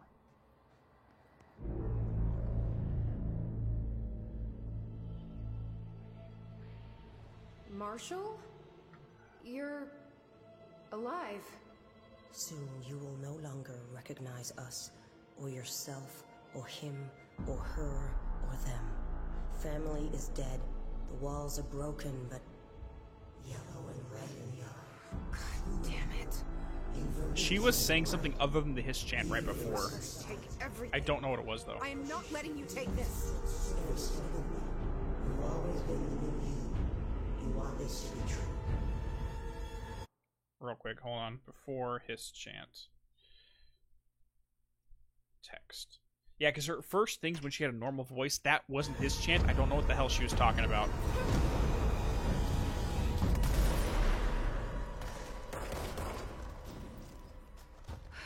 Come on, over here. Come on, over here. Perfect. She can destroy the crystals too. Yeah, but I'm better at it than her. I've seen a lot of people who have issues with this fight, but honestly, as long as you make good use of these crystal pitfalls, it's not that bad.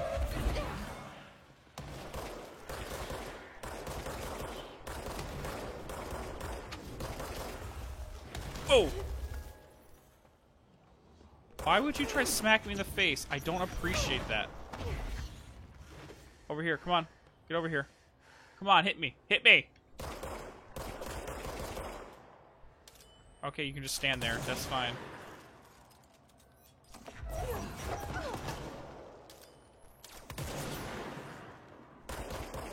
Marshall, are you gonna just stand there all day? Okay, like, I'm not gonna argue, but...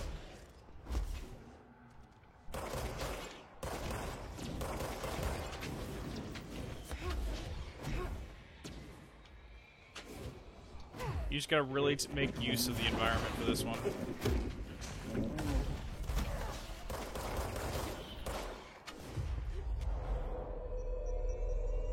Got it. Where'd she go? There she is. Got it. Because you'll get like a good 10% of her HP drops with just that. There we go. And now we have you. Oh god. Stop it! Crap, I missed that. I need some help. What? Out of ammo? Is she out of ammo? I don't think she is. Why is the former not sending us backup right now? Because normally that's what happens in this fight, is if you don't fight him earlier on, he'll send backup. I'm not seeing any backup from the former right now.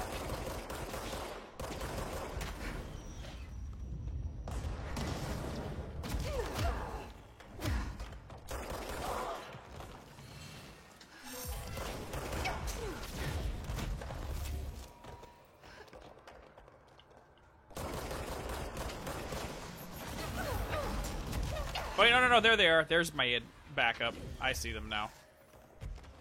Okay, where did Marshall go? There she is.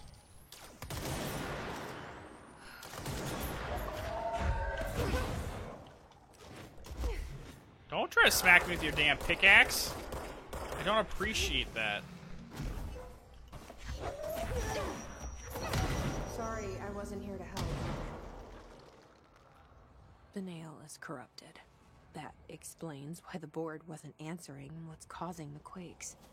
Marshall came down here to stop this. I should have been with her. I could have saved her, but I can still save everyone else. And the crystals are definitely holding on to the base of the nail for some reason. I don't know. Like, it's just, there's so many different possibilities of what's going on here. I can't wrap my head around it. Like, I don't want to pick one option over the others without any additional evidence. Alright, crazy cat lady, cleanse that nail.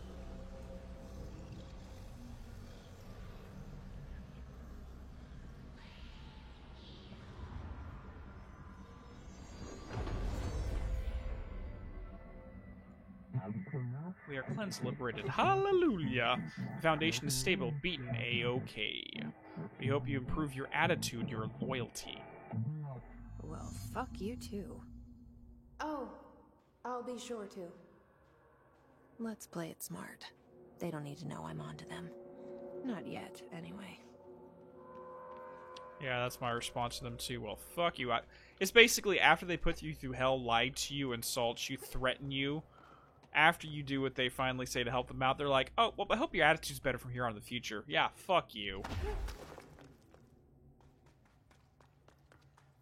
Oh, the cats wanted to come in 2 seconds. Oh my god, animals.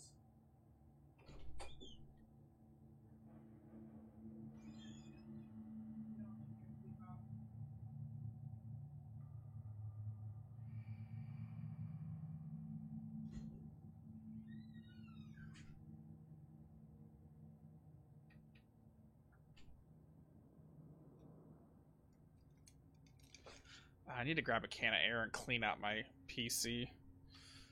I think it's a little dusty in there. Yep, I'm with her 100% on that one, Gary. I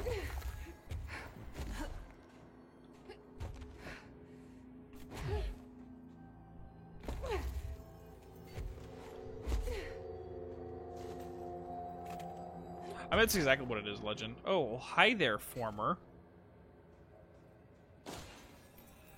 What are you doing out of the astral plane?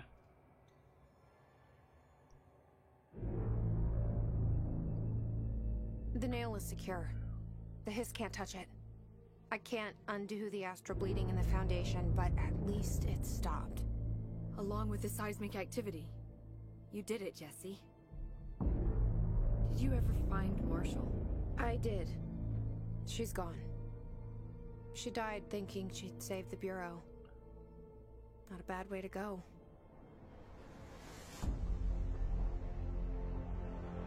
I wasn't ready for this crisis. I didn't even see it coming. But I promise I'll be ready for the next one. I mean, what good is a director who can't hold her bureau together?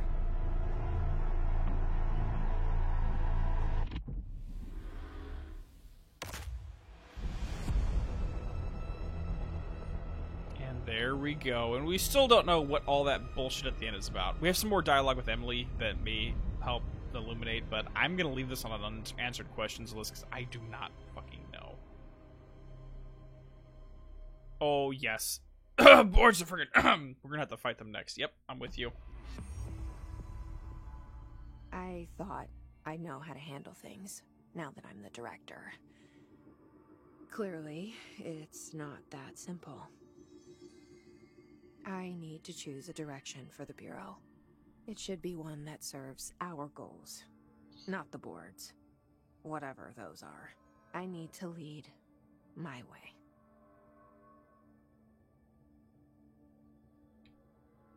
There we go. 100%, I think we'll learn more about what happened with the former of the board in the sequel. I've mentioned this before, but my personal hypothesis about what the plot of the second game is going to be more about, like, basically flesh out the conflict between the board, the former, and the Blessed Organization, and their link to the board as well. I think that's going to be our primary narrative. Departure. Another crisis workday is resolved, but scrutiny is not permitted or enjoyed. Tell the sidekick Pope Snoop to leave. Please, immediately. Before it is time to become the next task chapter stage. We will be with you soon, Jesse / Dylan Faden. And that is the two biggest things right there. Is one, they're threatening, saying, get Pope out of here. Crisis is averted, get everyone out of this place. You are not permitted to be down here anymore. Which tells me there's something down here they don't want us to see. And two, the board considers us, Jesse and Dylan, to be synonymous concepts. That is the biggest part right there, is the board flat out thinks it. Not only is freaking Dylan's dream saying, yeah, I had a dream where there was only one child. Our name was Jesse Dylan Faden. And that, isn't it weird that our names can be boy or girl names? Essentially implying that the two of them might be the same person. And the board agrees with it, is the closest piece of evidence. Now, how exactly that works, the only assumption I can make is that at some point in time during the ordinary AWE, something happened.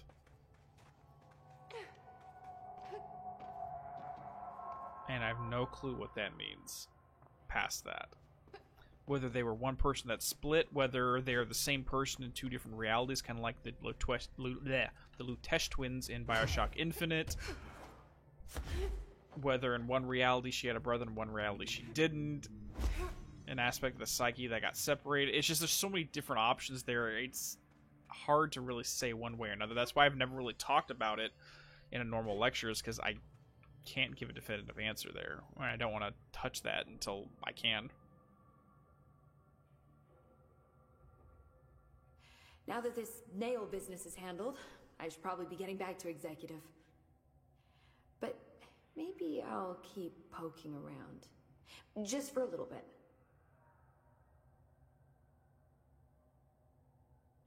Has the nail been doing anything since we restored it? Define anything. Anything unusual? Define unusual. Emily. Sorry, but the answer is a whopping yes. Now that it's whole, the nail is emitting a constant field of, well, think of it like low-level radiation. It seems to suppress any biological matter it encounters. This explains why nothing grows here and why the Bureau had to abandon the area. Prolonged exposure would certainly begin affecting neural processes. Wait. Was the field created when I cleansed the nail? I considered that, but the nail's readings are quite different from the ones I recorded at the cleanse control points. I think the nail's field is purely of its own making. In fact, I think it would passively prevent any Hiss corruption, like the HRAs do. Which makes me wonder what actually occurred when you cleansed the nail.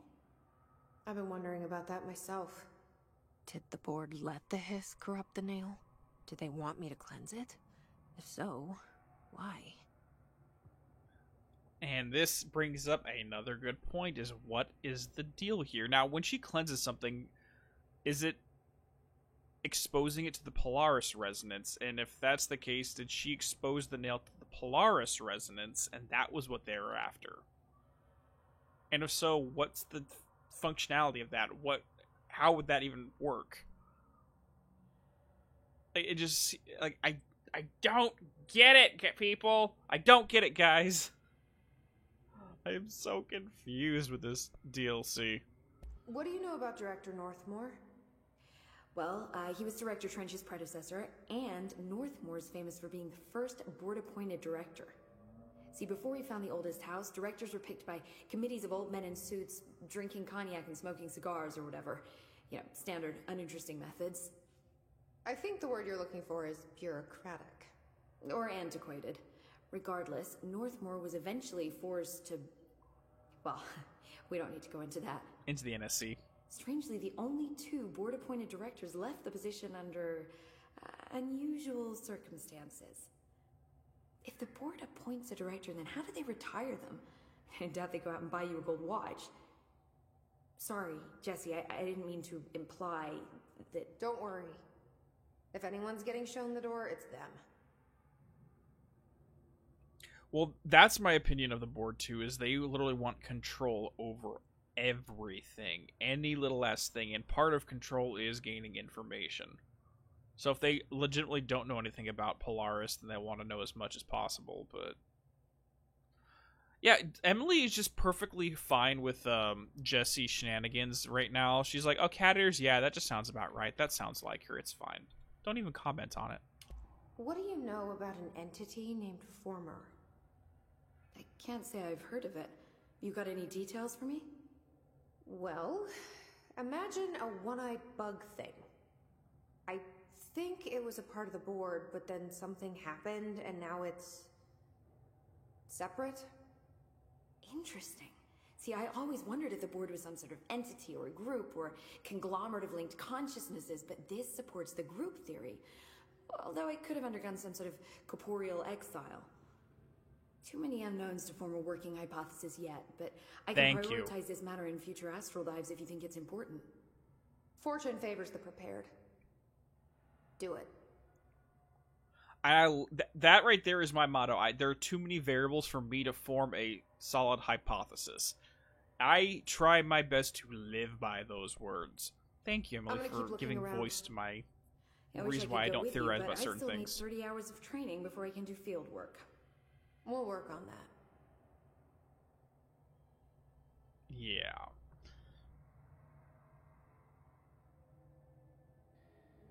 Well, technically speaking, with the bigger cat ear, she might be able to hear the hiss louder, so maybe that it's like, oh, I can hear it over there. It's like a Geiger counter for freaking hiss resonance. True story. It's headcanon, no one can tell me otherwise. Yeah, Jessie just straight up told... She said it in her head, so the board didn't hear her. Just saying.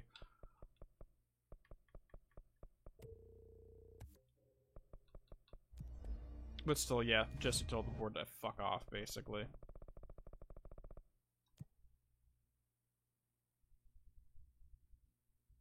Yep, that definitely is a hint that Pope would be in field work, which, once they clear out the hiss... That's a good question, though. It's like, now, since they're still stuck in here until they can clear the hiss out, they're only allowed to leave the house once the hiss is eradicated, meaning that we'll probably have a different enemy type in the Remedy fashion for the sequel. Like, we've had the Taken before, we've had Shifters, we've had the Hiss over here, we've had the Mold People. There's a lot of different extra-dimensional entities that I found we've... a file on the old director, Northmore.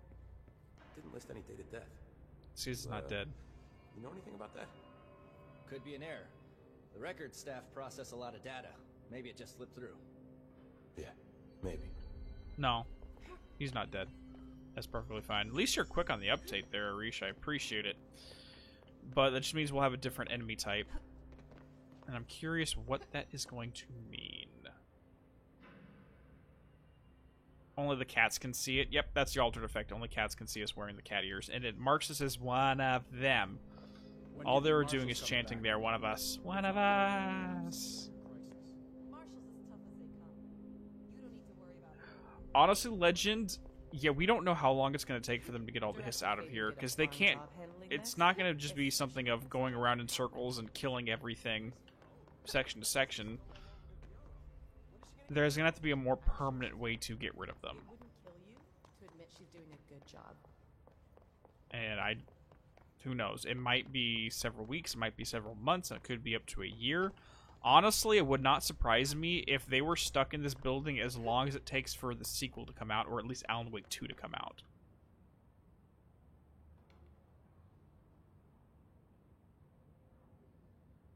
Yeah, in Quantum Break, I like having Nick with me. Amy is just not as fun of a character, I should say. Nick just cracks me up, and he reminds me of everybody in the frickin' theory crafting community.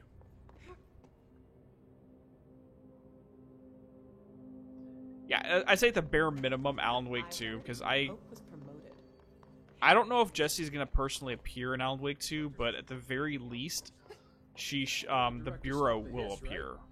Like Agent Estevez, for example, should be showing up. Since she covers the Cauldron-like monitoring station. So I'd imagine Agent Estevez and Ahti to show up at some point, and then some other Bureau presence, but not necessarily Jesse. I don't know, like, where does all the food come from? And let's think about it this way, too. There's no sunlight in here. There's no windows. There's no doors. You can't even go outside to look at it. Telling us that they're going to have, one with lack of vitamin D and lack of sunlight. There's going to be seasonal depressive disorder, which is going to pop up with these people. But also isolation, cabin fever, anxiety disorders, because literally, just imagine being stuck inside of a place. You don't know when you're allowed to leave. You have the machines on your chest keep you from being possessed by an extra-dimensional entity, and those could go down at any time because it's happened in the past. When the HRAs went down after Hedron's death, every person here that's still alive experienced being taken over. And so they're thinking in the back of their heads, well, that could happen again at any moment. Who knows? On top of that, that building shifts can trap them inside the walls, or something else can happen. There's the mold. The amount of anxiety these people must be going through, and I can't even imagine. We can go to the Internet Tesseract room to send message to the field's agents. That's true. I can check to see if there's any more dialogue. I know that there is a hidden scene with Dylan, but you don't get that until after the second DLC, which will be getting started on Friday. Like, I really want to explore the psychological state of these people. Closes the Hiss dimension, and she expects a pat on the back. Still in lockdown, for Christ's sake. Like, the psychological toll it takes, and, like, just explore it. Because that by itself seems like an interesting enough story.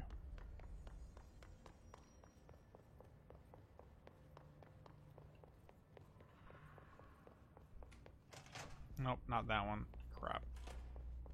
I do not know my way around this place very well. Trench is dead, along with Salvador and Tomasi. Marshall's missing. I don't know, Darling's SG. somewhere. Like, I'd love to write a short story that explores that exact idea. I'll be here waiting for you when you wake up, brother. Oh, we've already done this scene. If So you wake up. So I did have to replay this section because there's like 3 collectible unlocks that didn't pop when we finished the main game, so I replayed it. On stream, we got this line of dialogue, but it reset it because I restarted the game. And, more importantly, Dylan has hair! His hair's finally growing back now that he's not corrupted by the hiss. Apparently that is a side effect of his corruption, is you lose your hair.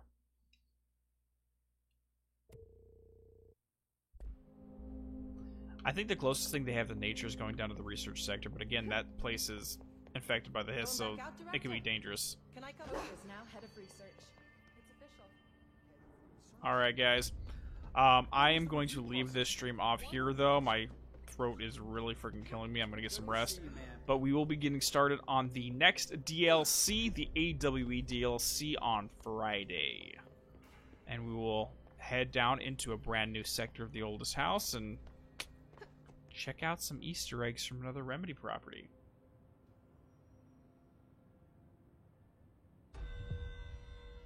Anyways, guys, I will see you all later. You take it easy. Thank you for hanging out, and I'll see you on Friday. Peace, peace.